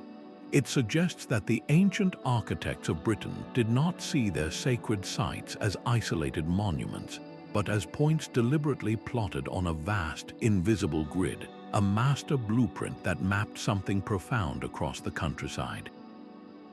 The idea was first proposed in the 1920s by an amateur archaeologist and photographer named Alfred Watkins. While looking at a map of the Herefordshire countryside, he had a sudden revelation. He noticed that ancient sites, not just stone circles and burial mounds, but also old churches built on pagan grounds, hilltop forts, and even ancient marker stones often fell into perfect straight-line alignments that stretched for miles across the landscape. He called these alignments leys, from an old Saxon word meaning cleared glade, and he theorized they were remnants of prehistoric trade routes or navigational pathways, a practical system for travelers to move across difficult terrain by sighting from one high point to the next. For Watkins, this was a matter of practical surveying, a testament to the sophisticated knowledge of the land possessed by ancient peoples. However, in the decades that followed, the theory was adopted and transformed by the emerging Earth Mysteries movement. Proponents of this view, like John Mitchell, argued that these lines were far more than old paths. They proposed that ley lines were channels for a subtle, telluric energy, a life force or earth energy that flows through the planet. According to this perspective, the ancient builders were not just surveyors, they were dowsers and geomancers who could detect these powerful currents. They then erected their massive monuments at powerful nodal points where these lines intersected, effectively tapping into the Earth's energy for spiritual or healing purposes. In this view, Stonehenge, Avebury, Glastonbury Tor, and other sites are not randomly placed. They are acupuncture points on the body of the Earth, connected by energetic meridians in a blueprint designed to harmonize the land with the cosmos. The controversy surrounding ley lines stems from the difficulty of proving intentionality. Skeptics, including many mainstream archaeologists, argue that given the sheer density of ancient sites across Britain, finding straight-line alignments is statistically inevitable, a classic case of apophenia, the human tendency to see patterns in random data. They point out that if you take a map with thousands of points and draw enough lines, you will inevitably connect several of them by chance alone. Furthermore, they question why there is no archaeological evidence for the actual construction of these lines. No cleared pathways, no marker stones between the major sites that would confirm they were intended as a continuous route. For these critics, the ley line is a modern romantic fantasy projected onto the past. Yet, even if we dismiss the mystical energy theory, the sheer scale and precision of some alignments remain deeply provocative. The connection between Avebury, Silbury Hill, and the sanctuary is remarkably precise. The builders of these sites moved millions of tons of earth and stone, a colossal effort that must have been directed by a powerful, shared purpose. The idea that they would deliberately align these monuments, visible to each other across the rolling hills, suggests a worldview where the landscape was perceived as a single, integrated sacred whole. It implies a level of inter-community cooperation and long-term planning that is staggering to contemplate. The entire region becomes a single ritual landscape, a blueprint for ceremonial processions or astronomical observations that played out across a vast stage. Whether you see ley lines as ancient energy grids, practical pathways, or simply imaginative patterns, they force us to consider the ancient mind in a new way. They suggest a culture that did not see the land as a passive resource to be exploited, but as a living, breathing entity crisscrossed with invisible currents of meaning and power. The blueprint was not drawn on parchment but inscribed into the very hills and valleys, a permanent testament to a belief in the profound interconnectedness of all things. This grand, holistic vision of mapping spiritual geography onto the physical world leads us to a blueprint of a much more personal nature, one that was not designed for the living community, but as an indispensable guide for the solitary journey every soul must take. While the concept of ley lines suggests a grand, invisible energy grid mapped across the living landscape, the ancient Egyptians turned their meticulous planning inward, focusing on the most perilous journey of all, the passage from life into the afterlife. For them, death was not an end, but a transition to a new and dangerous existence, a voyage that required the most detailed and reliable of guides. This guide was not carved into stone or woven into the land, but inked onto lengthy papyrus scrolls, creating what we now know as the Book of the Dead. Far more than a simple book of prayers, these texts, like the magnificent papyrus of Ani housed in the British Museum, were nothing less than comprehensive spiritual blueprints, providing the soul with an essential survival manual for the underworld. They offered a step-by-step itinerary, a collection of powerful spells, and a visual map of the terrifying and wonderful beings that awaited in the Juat, the Egyptian realm of the dead. Imagine being an Egyptian scribe carefully copying these sacred texts for a wealthy patron. You are not just transcribing words, you are preparing a personalized travel document for eternity. Each spell or utterance was a specific tool designed for a particular challenge on the journey. Some were protective charms like Spell 32, which promised to ward off snakes, creatures that slithered through the darkness of the underworld. Others were passwords, granting the soul access to the various gates and caverns guarded by fearsome deities. One of the most critical spells was for ensuring the heart, the seat of intelligence and morality, did not bear witness against its owner during the final judgment. Spell 30b famously instructs the heart, "Do not stand up against me as a witness. Do not tell lies about me in the presence of the god." This was a blueprint for psychological preparation, a way to arm the soul against its own potential failings. The papyrus was a customized kit, and the spells chosen for an individual's scroll reflected their personal status, wealth, and hopes for the afterlife. The most iconic scene in this spiritual blueprint, vividly illustrated in the papyrus of Ani, is the weighing of the heart ceremony. This was the ultimate final exam, the moment of truth in the Hall of Two Truths. The illustration acts as a diagram, a visual guide to the procedure.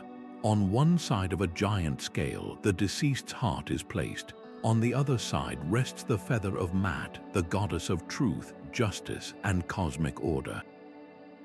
The ibis-headed god Thoth, the divine scribe, stands ready to record the result.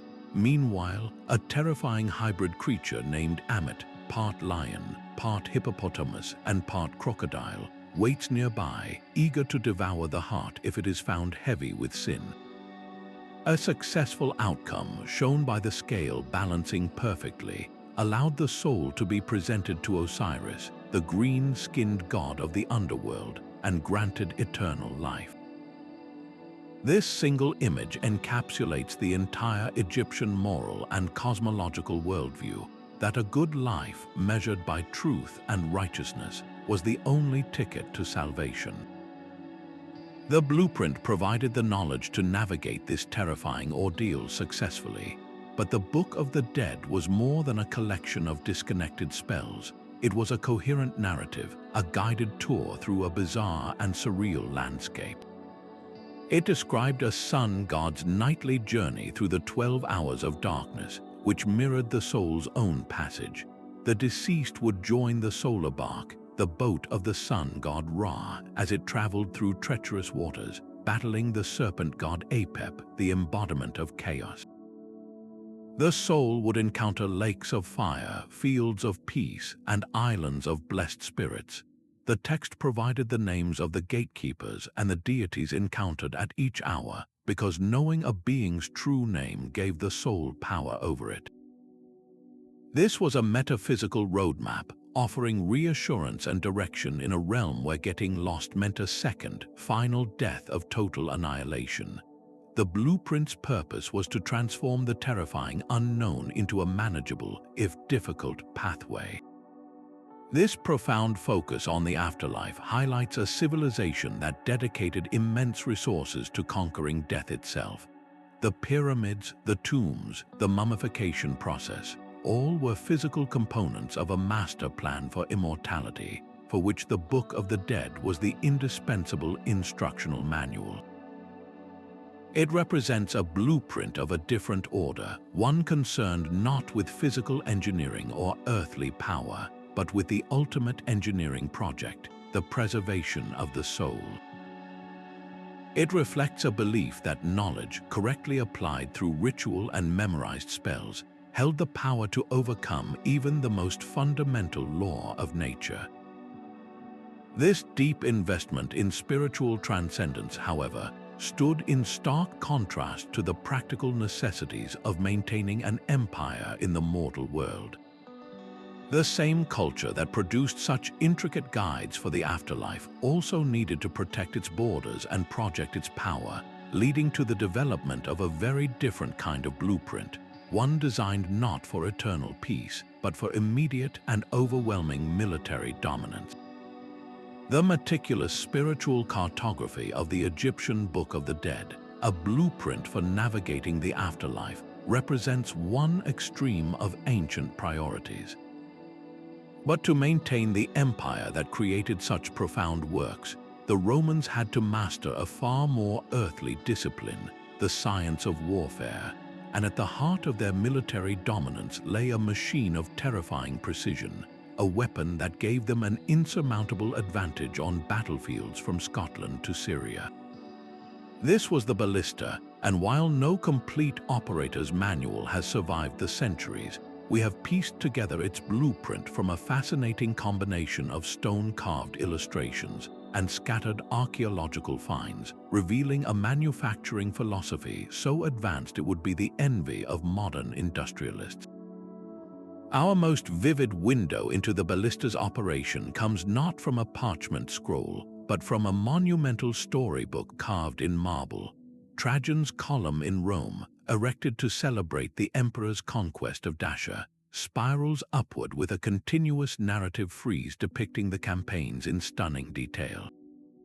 Among the scenes of marching legions and fortified camps, we see Roman engineers assembling and operating these torsion-powered catapults. The reliefs show the weapon's distinct shape, a large, heavy frame, two vertical wooden stocks that held the twisted skeins of rope or sinew which provided the power, and the long slider mechanism upon which the missile was placed. While these carvings are artistic rather than technical, they provide the essential context showing how the ballista was deployed in the field, often from temporary wooden towers and manned by specialized crews who were as much engineers as they were soldiers. This public monument, intended to glorify imperial power, inadvertently preserved a crucial part of its engineering blueprint for posterity. But the real engineering genius of the ballista is understood not from stone but from metal. Archaeological excavations at Roman military sites, particularly along the frontiers like Hadrian's Wall, have uncovered a series of seemingly mundane metal components, heavy iron washers, frames, and precisely machined nuts and bolts. To the untrained eye, they are junk. To a military historian, they are the key to a revolutionary system. These metal parts were the core of the ballista's torsion spring system. The washers were used to tension the massive skeins of animal sinew or human hair that were twisted to an incredible degree of tightness. When released, the unwinding of these skeins provided the immense force to propel the projectile. The critical discovery was that these metal components were standardized. A washer found in a fort in Germany would be identical in size and thread pattern to one found in North Africa. This was not a craft where each local blacksmith made his own version. This was centralized precision manufacturing on an imperial scale. This standardization was the true blueprint, and it represents a logistical leap that underpinned the entire Roman military machine. The ballista was designed with modularity in mind. If the wooden frame of a ballista was shattered by enemy fire or simply worn out from use, the most valuable part, the metal torsion frame and its components, could be salvaged. A new wooden frame could be built from local timber by army engineers following standard templates, and the pre-fabricated metal heart of the weapon could be slotted into place. This meant that a ballista could be repaired or even built from scratch anywhere in the empire, as long as a supply of these standardized metal parts was available. It was a precursor to the interchangeable parts of the Industrial Revolution, ensuring that Roman artillery units could be rapidly re-equipped and maintained, keeping them battle-ready in the most remote corners of the empire. The design was also scalable. The same principles could be applied to create massive engines capable of hurling 20-pound stones to breach walls, or smaller, more mobile versions called caraballisti that could be mounted on carts for rapid deployment on the open battlefield. This systematic approach to weapons manufacturing was a blueprint for military industrial efficiency without parallel in the ancient world. It required a vast supporting infrastructure, state-run factories or fabrici that produced the standardized parts, a transportation network to distribute them, and a core of trained engineers who understood the principles of torsion physics and could calibrate the weapons for maximum range and accuracy. The ballista was more than a weapon. It was a physical manifestation of Roman order, discipline, and systematic thinking. It gave them the ability to project power with terrifying consistency, turning siege warfare from a matter of attrition into a predictable engineering problem. This focus on mass production and standardized design for instruments of war stands in stark contrast to the next blueprint we will explore, which was dedicated to an entirely different kind of creation, not the destruction of armies, but the exquisite personal art of adornment. The shift from the standardized, mass-produced might of the Roman ballista to the intimate, painstaking artistry of the Moche civilization could not be more striking. In the arid river valleys of ancient Peru, between the 1st and 8th centuries of the Common Era, the Moche culture flourished, leaving behind not vast armies or imperial infrastructure, but some of the most breathtaking works of art ever created in the ancient Americas. Among their most iconic creations were the earspools, large, ornate discs worn through the stretched earlobes of the elite. These were not simple pieces of jewelry. They were masterpieces of miniature engineering and symbolic power, and the blueprint for their creation reveals a technological sophistication that rivals any military invention. This was not a design for destruction, but a meticulous recipe for beauty and status, a multi-stage alchemical process that transformed humble materials into objects of awe. The journey of a single Moche earspool began not with metal, but with clay and beeswax. A master artisan would first sculpt the intricate design of the earspool in fine, pliable wax. This was the most creative and demanding step, requiring a steady hand and an artist's eye. The designs were incredibly complex, often depicting gods, warriors, or intricate geometric patterns filled with symbolic meaning.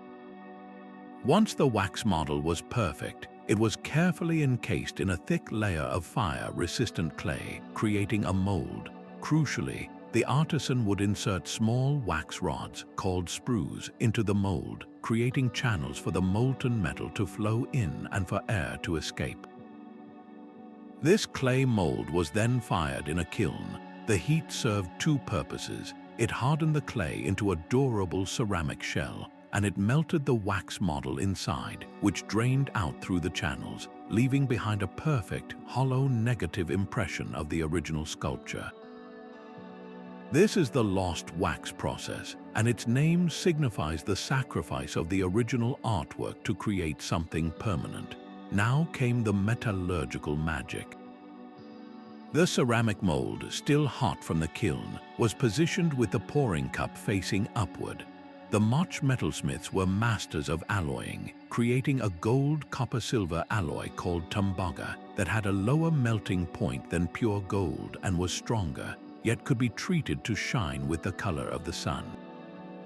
They would carefully pour this molten, glowing metal into the mold, where it would fill every minute detail of the cavity left by the vanished wax model.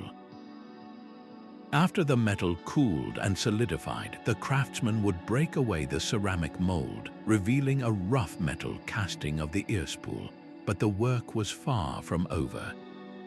The sprues had to be carefully cut away, and the surface of the metal filed, polished, and burnished for days until it achieved a brilliant, mirror-like finish.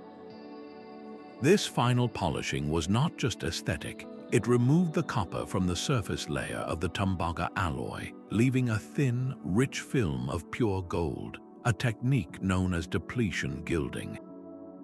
Yet for the most elite earspools, the process was even more complex. Many featured stunning inlays of turquoise, shell, or other precious materials.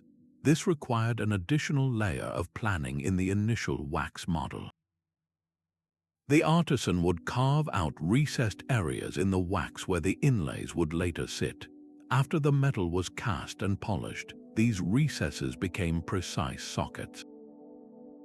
Master stoneworkers would then cut and grind tiny pieces of turquoise to fit these sockets perfectly, often creating elaborate mosaics. They used a natural adhesive like plant resin to secure the stones in place. The final effect was a dazzling interplay of gleaming gold and vibrant blue, a representation of the cosmos with the gold of the sun and the blue of the sky and sea. The entire object was a testament to the collaborative effort of multiple specialized artisans, each a master of their own craft, all working in concert to fulfill a single, unified blueprint. Wearing these earspools was a profound statement. They were heavy, conspicuous, and their intricate iconography would have been clearly visible to anyone speaking with the wearer, signaling their divine right to rule, their warrior status, or their lineage. The manufacturing process itself was a form of protected knowledge, a guild secret that reinforced the social hierarchy. Only the elite could commission such objects, and only a select group of artisans held the technical blueprint to create them. This was artistry in the service of power, a physical manifestation of a complex society that valued both technical virtuosity and symbolic communication. The creation of a single earspool was a ritual of transformation, turning earth, wax, and stone into a luminous object of identity and belief, a small, portable universe of meaning worn proudly in the ear. The sheer scale of the terracotta army is enough to overwhelm the senses row upon row of life-sized soldiers, chariots, and horses, all standing in silent formation for over 2,000 years. For decades, the assumption was that this incredible feat was achieved through the tireless work of countless artisans, each one hand sculpting a warrior from the ground up. But when archaeologists began excavating the vast workshop pits surrounding the tomb mound of China's first emperor, Qin Shi Huang, they uncovered a truth that is in many ways even more astonishing. They found not the chaotic studios of individual artists, but the organized remains of a highly systematized factory floor. This was not a project of singular artistry. It was history's first known example of mass production on an industrial scale, a logistical blueprint so sophisticated it would not be rivaled until the factories of the Industrial Revolution. The blueprint was one of modular assembly. Instead of crafting each of the estimated 8,000 soldiers as a single, solid figure, the Qin dynasty engineers broke the human form down into its core components. They created a library of standardized molds for body parts.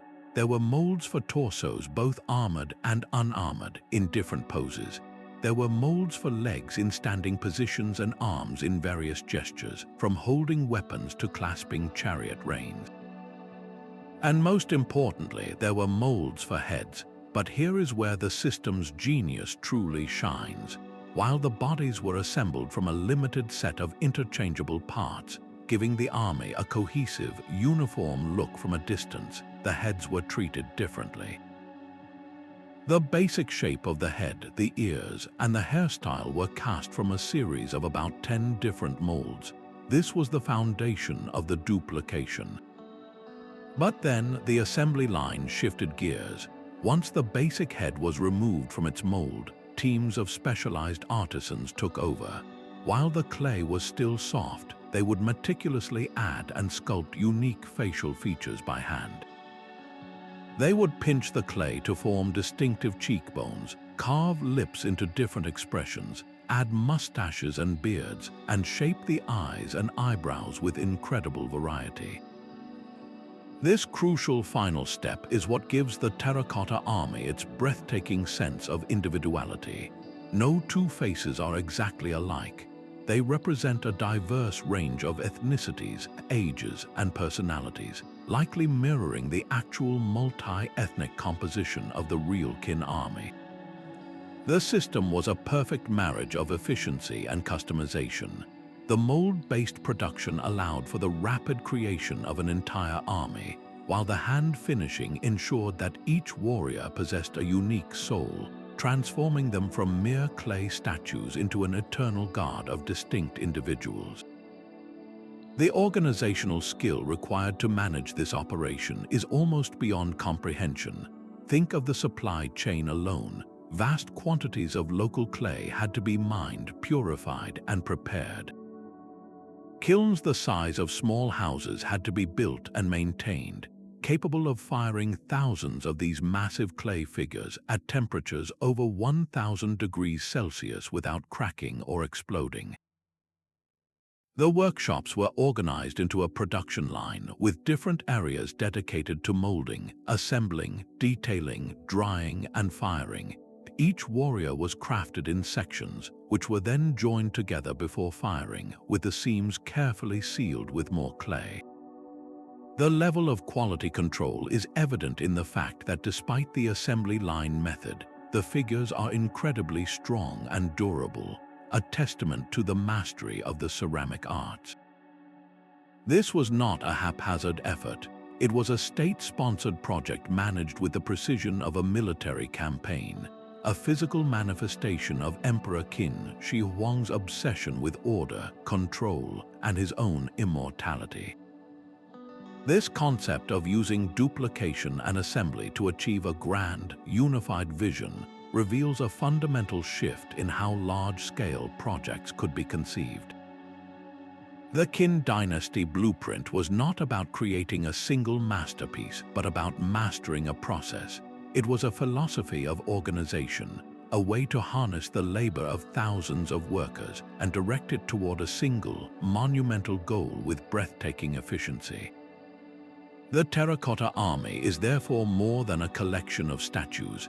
It is a frozen moment in time that captures the birth of industrial thinking. The entire necropolis complex becomes a testament to the power of systematic planning, where the final, awe-inspiring product is the result of a brilliant, repeatable formula. This very idea of a reproducible process of creating multiple copies from a master pattern stands in stark contrast to our next discovery, a blueprint that was, by its very nature, one of a kind, a celestial map carved in stone that could never be exactly replicated. From the sprawling, organized workshops that produced an army of clay duplicates, we now turn to a singular masterpiece, a unique celestial map carved not for an emperor's tomb, but for the ceiling of a temple dedicated to a goddess. In the Temple of Hathor at Dendera, north of Luxor, visitors who crane their necks upward are met with a breathtaking sight. There, removed from its original context and now displayed in the Louvre Museum, is the Dendera Zodiac. This magnificent circular bas-relief, carved from a single massive block of sandstone, is far more than a decorative motif. It is a sophisticated snapshot of the night sky, a frozen moment in the great cosmic cycle, and a profound blueprint that perfectly illustrates the inseparable bond between Egyptian astronomy and theology. At first glance, the zodiac appears as a complex wheel of familiar figures. We see the constellations we recognize today, a bull for Taurus, a lion for Leo, a pair of fish for Pisces. This has led some to hastily conclude it is simply a borrowed Greek or Babylonian concept, but a deeper look reveals its distinctly Egyptian soul. The figures are rendered in the classic Egyptian artistic style, and interwoven with the standard zodiac signs are purely Egyptian constellations, such as a seated jackal representing the god Set, and a crocodile-hippopotamus hybrid symbolizing the demonic god Apophis. The entire disk is held aloft by 4 pillars of the sky, represented by female figures assisted by falcon-headed spirits, while around the outer rim, 36 figures represent the 36 Decan star groups that rose consecutively on the horizon every 10 days, forming the basis of the Egyptian star clock. This is not a simple star chart, it is a complete cosmological diagram. The true astronomical sophistication of the Dendera zodiac lies in what it can tell us about the Egyptians' understanding of long-term celestial cycles. The positions of the constellations depicted are not arbitrary. By analyzing the precise arrangement, particularly the relationship between the spring equinox point and the constellation of Aries the Ram, modern astronomers have been able to date the chart's intended celestial reference point to a period around 50 years before the Common Era. This is significant because it demonstrates an awareness of a phenomenon known as the precession of the equinoxes. This is a slow, gradual wobble in Earth's axis that causes the position of the equinoxes to shift backward through the constellations over a cycle of approximately 26,000 years. While the Greek astronomer Hipparchus is often credited with discovering precession in the 2nd century BCE, the Dendera zodiac suggests the Egyptian priests possessed empirical knowledge of this grand cycle, observing the slow drift of the stellar backdrop over centuries of meticulous record-keeping. This celestial blueprint served multiple, intertwined purposes. On a practical level, it was an elaborate calendar.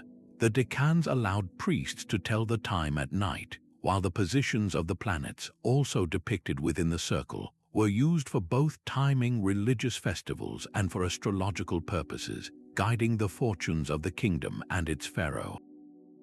But its primary function was undoubtedly religious.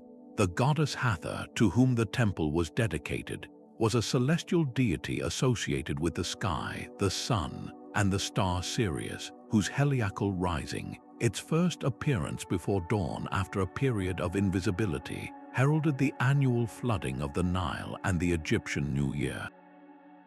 The zodiac ceiling placed the worshipper directly beneath the vault of heaven, within the domain of the goddess herself. It was a constant reminder that the temple was a microcosm of the universe, and that the orderly cycles of the stars were a manifestation of the divine order, or Mat, which the pharaoh and the priesthood were tasked with maintaining on earth. The Dendera zodiac, therefore, represents the ultimate fusion of science and spirit. It is a product of precise, generations-long astronomical observation, yet every measurement is infused with religious meaning. The Egyptians saw no distinction between the two. To observe the stars was to read the mind of the gods. The circular form of the zodiac is itself symbolic, representing the cyclical nature of time, the daily journey of the sun, the annual flooding of the Nile, and the vast precessional cycles of the cosmos. It is a blueprint for understanding humanity's place within an eternal, repeating pattern governed by divine laws. This grand, public, and beautifully coherent map of the heavens stands in the sharpest possible contrast to our next blueprint, which is private, cryptic, and so bizarre that it has resisted all attempts at understanding for over 5 centuries, plunging us into a world of botanical nightmares and alchemical dreams. After the clear, public astronomy of the Dendera zodiac, we now confront a blueprint that is the polar opposite, a book that guards its secrets with an almost maddening silence. Housed in the Beinek Rare Book and Manuscript Library at Yale University, the Voynich manuscript is arguably the most famous unsolved cipher in the world. This small, palm-sized codex, dating to the early 15th century based on carbon dating of its vellum, is a paradox. It is physically real, a tangible object you could hold, yet its contents are utterly impenetrable. Its 240 pages are filled with flowing, elegant handwriting in an unknown alphabet, accompanied by illustrations that are both familiar and deeply strange. This is not a blueprint for a city or a machine. It is potentially a blueprint for a completely different way of seeing the natural world, a pharmacological or alchemical guide that has become a prison of unanswered questions. The most immediate and captivating feature of the manuscript is its botanical section. Page after page is devoted to illustrations of plants, but these are not the realistic renderings of a medieval herbalist like those found in European herbals of the same period. These plants are fantastical, surreal creations. They have twisting, anthropomorphic roots that look like human organs. Their stems are often bizarrely bulbous or segmented like insect bodies, and their leaves display a strange, unnatural symmetry. Many of the flowers are painted in vibrant colors, yet they are composites, combining features of several known species into a single, impossible hybrid. Botanists have tried for decades to match these illustrations to real-world flora, with only limited and controversial success. A few leaves might resemble a sunflower or a pansy, but the plant as a whole is a biological chimera. This has led to a fundamental split in interpretation. Are these drawings bad copies of real plants by an artist who had never seen them, or are they purely symbolic representations, a visual code for something else entirely? This is where the blueprint theory gains traction. If the plants are not literal, then they could be a symbolic language for an alchemical or pharmacological process. The strange, root-like shapes could represent the vessels and alembics used in distillation. The swirling, tubular stems might diagram the flow of liquids or the path of vapors in a complex apparatus. The different colored flowers could signify the various stages of a chemical transformation, the blackening, the whitening, the yellowing, and finally the reddening that alchemists associated with the creation of the philosopher's stone. In this reading, the manuscript is not a book about plants. It is an encoded recipe book. The herbs are ciphers for ingredients or processes, and the text that surrounds them is the precise, secret instructions for creating a powerful medicine, a potent poison, or perhaps even the legendary elixir of life. The entire document becomes a guarded formula, written in a personal cipher to protect valuable, perhaps dangerous, knowledge from falling into the wrong hands. Further supporting this idea are the other sections of the manuscript, which are just as enigmatic.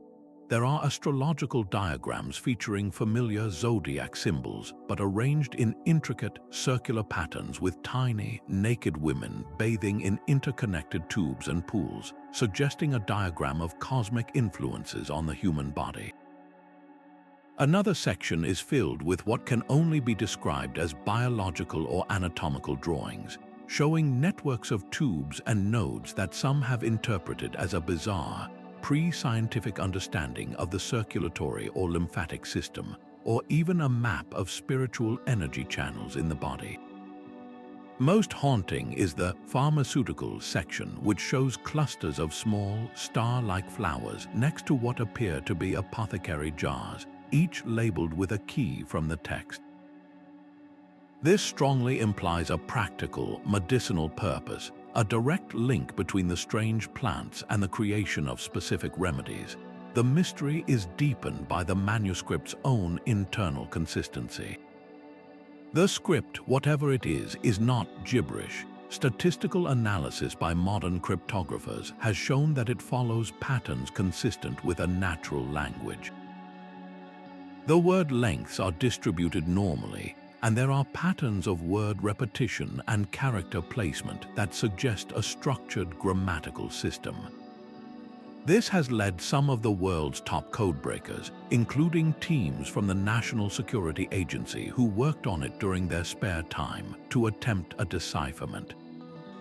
Yet every effort has failed. The code has resisted frequency analysis, the same technique that cracked the Nazi Enigma machine. This relentless failure has spawned more exotic theories, that it is a constructed language, a sophisticated hoax designed to fool a Renaissance nobleman, or even the work of a lone individual with a unique form of synesthesia or mental illness, creating a private world of meaning that is fundamentally inaccessible to anyone else.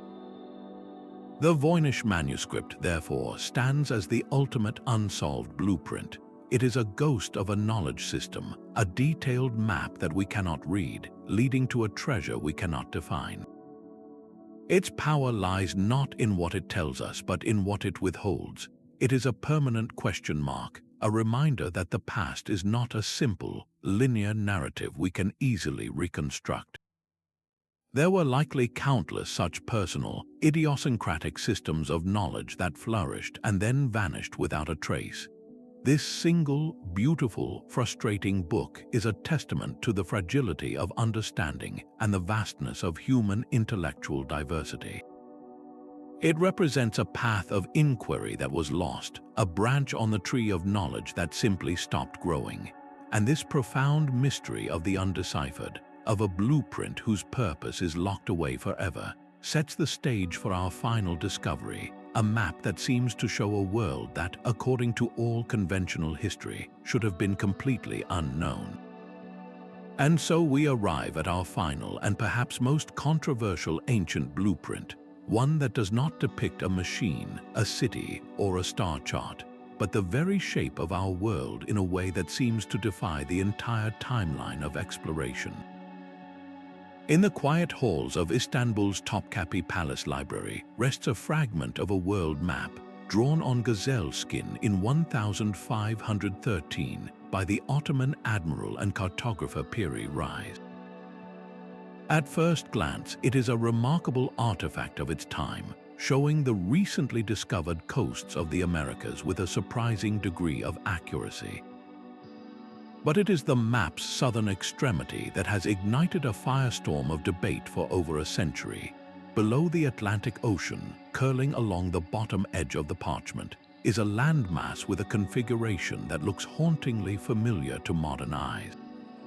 It bears a striking resemblance to the coastline of Queen Maud Land in Antarctica, a continent that would remain officially unknown to the Western world for another 300 years.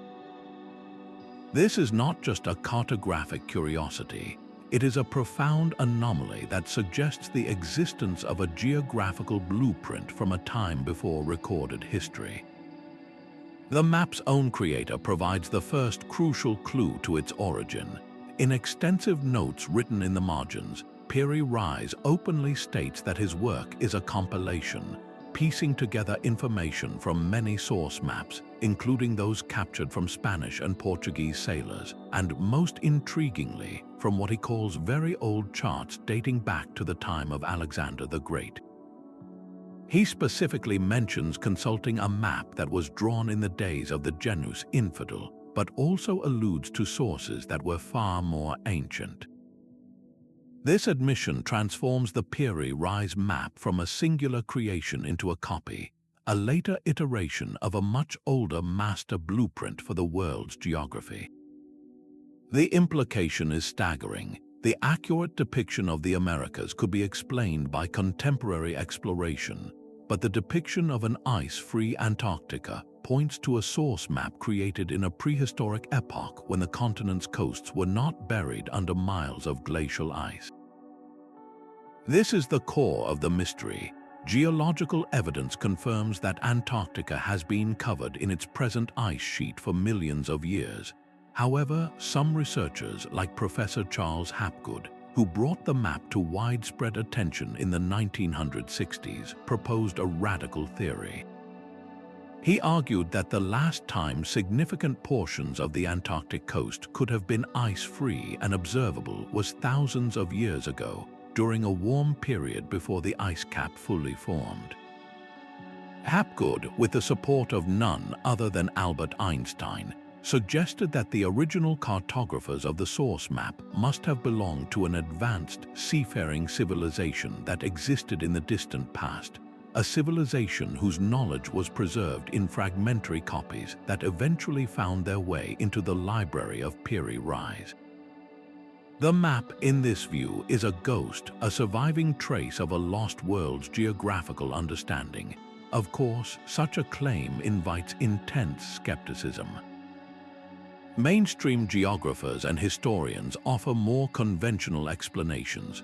One prominent theory is that the landmass identified as Antarctica is actually a distorted, composite representation of the southern coast of South America, a common error in early maps where unexplored regions were often guessed at or pieced together from conflicting sailor reports. The apparent accuracy, they argue, is a case of pareidolia, the human tendency to see a familiar pattern in random shapes. When compared to a modern map under a particular projection, the fit can seem compelling, but critics point out that it is not a perfect match, and that other contemporary maps show similar speculative southern continents that bear no relation to reality. The ice-free detail, they suggest, is an illusion. The map simply shows a rocky coastline because the cartographer had no concept of a land eternally locked in ice. Yet, the defense of the anomaly is persistent. Proponents counter that the map's level of detail for a supposedly imaginary place is extraordinary. The profile of the coast includes features like bays, peninsulas, and river estuaries, features that would be meaningless on an ice-bound continent, but make perfect sense for a land with a temperate climate. Furthermore, the technique of portolan charting, which Piri Reis used, relied on compass roses and room lines radiating from central points, a method known for its accuracy in depicting coastlines based on sailing directions. The question remains, if this is merely a lucky guess or a distorted South America, why does it so closely match the subglacial topography of Antarctica, a topography that was only mapped in the 20th century using seismic and radar technology? This fit between the Piri Reis outline and the actual landmass hidden beneath the ice is the most difficult piece of the puzzle to dismiss. The Piri Reis map, therefore, stands as a fittingly enigmatic conclusion to our journey through 27 mysterious blueprints. It is a document that challenges not just a single historical fact, but the very framework of how we understand human progress.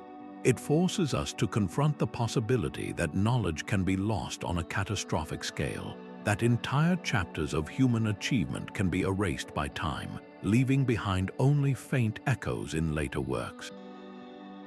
Whether you see it as a cartographic miracle or a fascinating misinterpretation, its power is undeniable. It serves as a permanent reminder that our maps of the past are still incomplete, and that the world, both ancient and modern, may hold secrets we have only just begun to imagine. This single piece of parchment is a testament to the enduring allure of the unknown, a blueprint that charts not just coastlines but the vast, unexplored oceans of human history. After journeying through these 27 astonishing discoveries, from the gearwork of Antikythera to the cryptic coasts of the Piri Reis map, a profound and unifying pattern begins to crystallize. These artifacts are not merely isolated curiosities. They are individual threads in a grand, global tapestry of human ingenuity. The most striking commonality is that they all represent forms of encoded knowledge. This was not knowledge for its own sake, but practical, applied intelligence meticulously preserved against the ravages of time. The encoding medium itself was a deliberate choice tailored to the message. For the Egyptians, spiritual knowledge was encoded in the sacred illustrations of the Book of the Dead. For the Inca, administrative data was encoded in the tactile language of the quipu. For the builders of the Hypogeum, acoustic principles were encoded directly into the architecture of stone. Each civilization developed its own unique file format to safeguard its most vital information, whether the secret of Greek fire or the path to the afterlife. This leads to a second, more humbling pattern, the repeated evidence of knowledge that seems to leapfrog its historical context. The nanotechnology in the Lycurgus Cup, the predictive astronomy of the Babylonians, the electrical current of the Baghdad Battery. These are not simple, incremental improvements on existing technology. They appear as sudden, brilliant flares of understanding that stand alone, often without a clear line of technological ancestry leading to them and no visible legacy following them. This phenomenon challenges the comforting, linear narrative of progress we often hold, where each generation builds neatly upon the last. Instead, it suggests a more complex and sporadic model, that human ingenuity can achieve incredible peaks in specific times and places, only for that knowledge to be lost, forgotten, or confined to a small group, later to be independently rediscovered centuries or even millennia down the line. History, it seems, is not a smooth, upward slope, but a landscape of isolated mountain ranges separated by vast valleys of forgetting.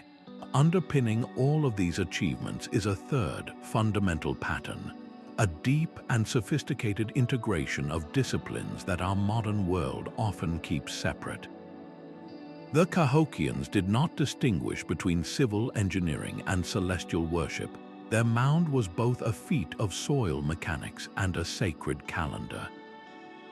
The creators of the Nazca Lines saw no division between hydrological surveying and creating immense ritual art. For these ancient cultures, science, spirituality, and art were intertwined aspects of a single, coherent worldview. The blueprint for the Asclepion healing temples is a perfect example, merging architecture, psychology, and medicine into a holistic system for wellness. This holistic approach allowed them to solve problems in a multifaceted way, seeing connections where we might only see categories. Their blueprints were not just technical diagrams, they were philosophical statements about humanity's relationship with nature, the cosmos, and the divine.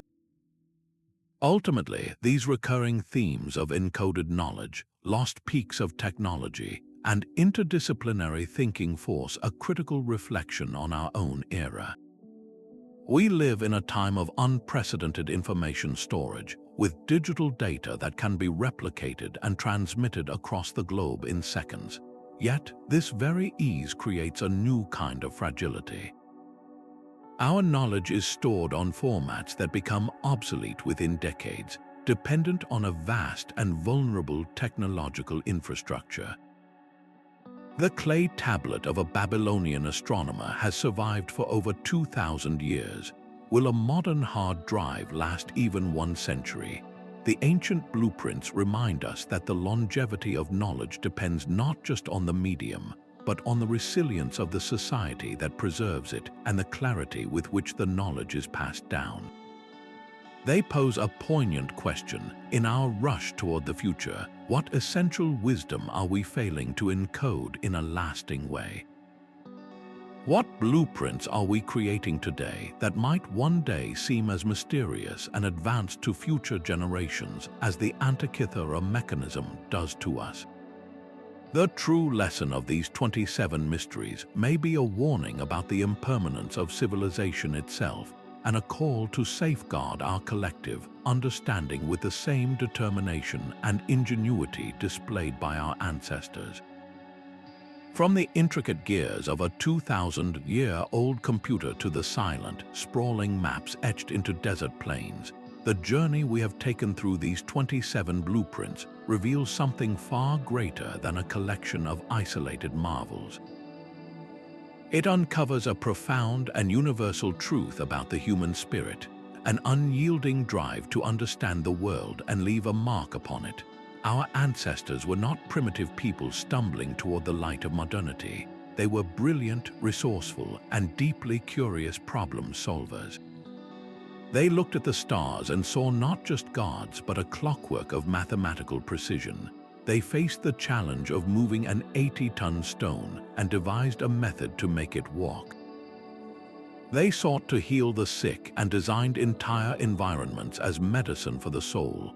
Each blueprint, in its own way, is a testament to this relentless ingenuity, a spark of genius that flared up across continents and centuries, independent yet connected by a common thread of wonder and determination.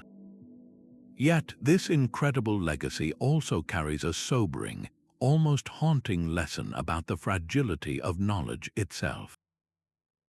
For every Antikythera mechanism that survives by chance in a shipwreck, how many thousands of other inventions, treatises, and discoveries have been lost forever to war, natural disaster, or simply the slow decay of time? The disappearance of Greek fire's formula, the undeciphered code of the Voynich manuscript, the forgotten techniques that allowed a single man to build Coral Castle, these are not just historical footnotes. They are stark reminders that our collective understanding is not a steadily rising tide.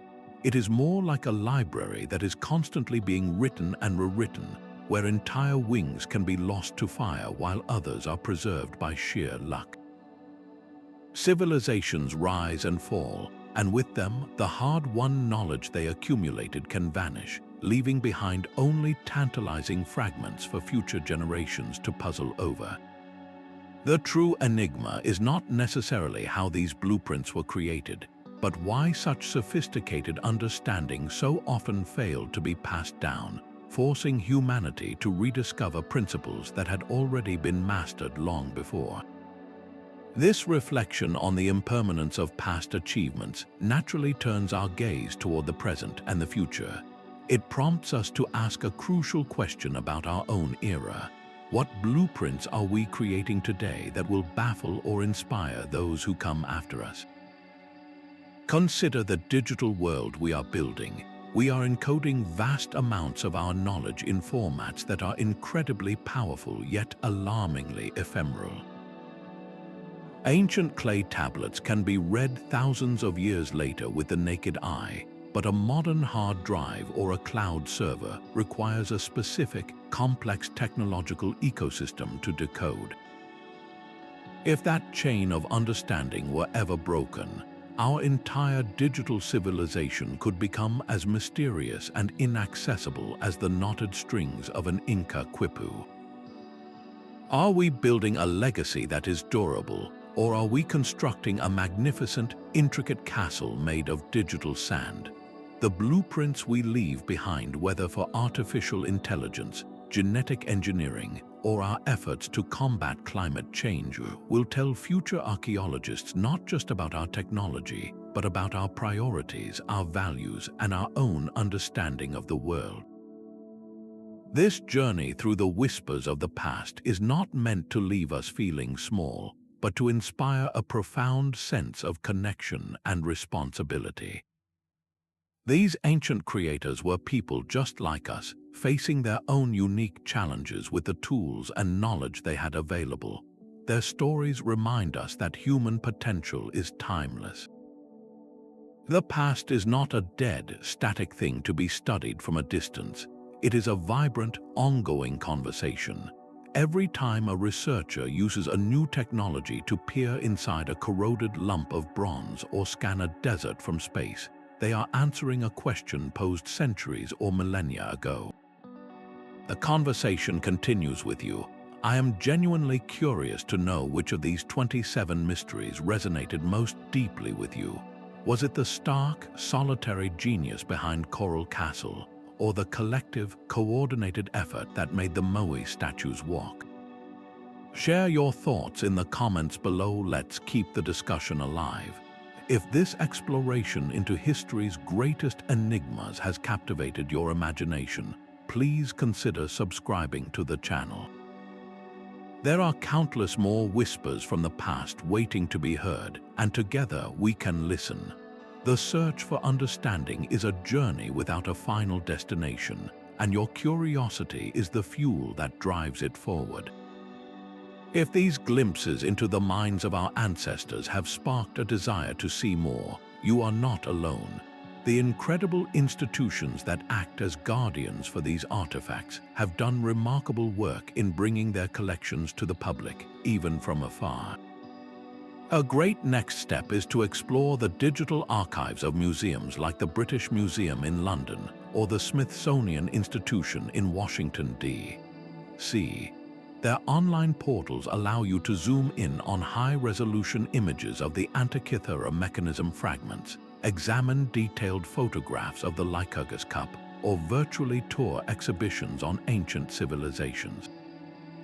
It is the next best thing to standing in front of these marvels in person, and it makes this hidden history accessible to anyone, anywhere in the world. But these discoveries do not happen by accident. They are the result of decades, sometimes centuries, of dedicated work by archaeologists, historians, conservators, and researchers. These fields often operate on limited funding, relying on grants and public support to continue their vital work. When you support organizations dedicated to archaeological research and preservation, whether through donations, memberships, or simply by sharing their findings, you are directly contributing to the next great discovery. Every time a new scanning technology is developed, like the advanced tomography used on the Antikythera Mechanism, it is applied to existing artifacts, revealing secrets we never knew they held. Your support helps fund the tools and the teams that add new pieces to this infinite puzzle, ensuring that the whispers of the past are not lost to time. This channel itself is part of that same ecosystem of discovery, and it is powered by your engagement. The conversation we have here in the comments is incredibly valuable. I am genuinely eager to know which of these 27 blueprints captured your imagination most powerfully. Did the sheer logical brilliance of the Baghdad Battery make you question the entire timeline of invention? Were you drawn to the profound spiritual journey mapped out in the Egyptian Book of the Dead? Or did the solitary, mysterious achievement of Edward Leedskalnin at Coral Castle leave you wondering about the limits of human potential? When you share your thoughts, you are not just leaving a comment, you are helping to shape our future explorations. Your questions and insights guide the research for upcoming videos, ensuring we continue to delve into the mysteries that matter most to this community. So, from the bottom of my heart, thank you for joining me on this expedition into the unknown. The greatest takeaway from all of this might be a simple shift in perspective. History is not confined to textbooks. It is embedded in the world all around us. It is in the alignment of an old building, the path of an ancient road, or the strange rock formation in a local park. The next time you are out for a walk, take a moment to look a little closer. Ask questions about the landscape. Wonder about the stories that the stones and the soil might tell. Because the most astonishing blueprints are not always found in distant deserts or deep underground. Sometimes the most compelling secrets are hiding in plain sight, waiting for a curious mind to find.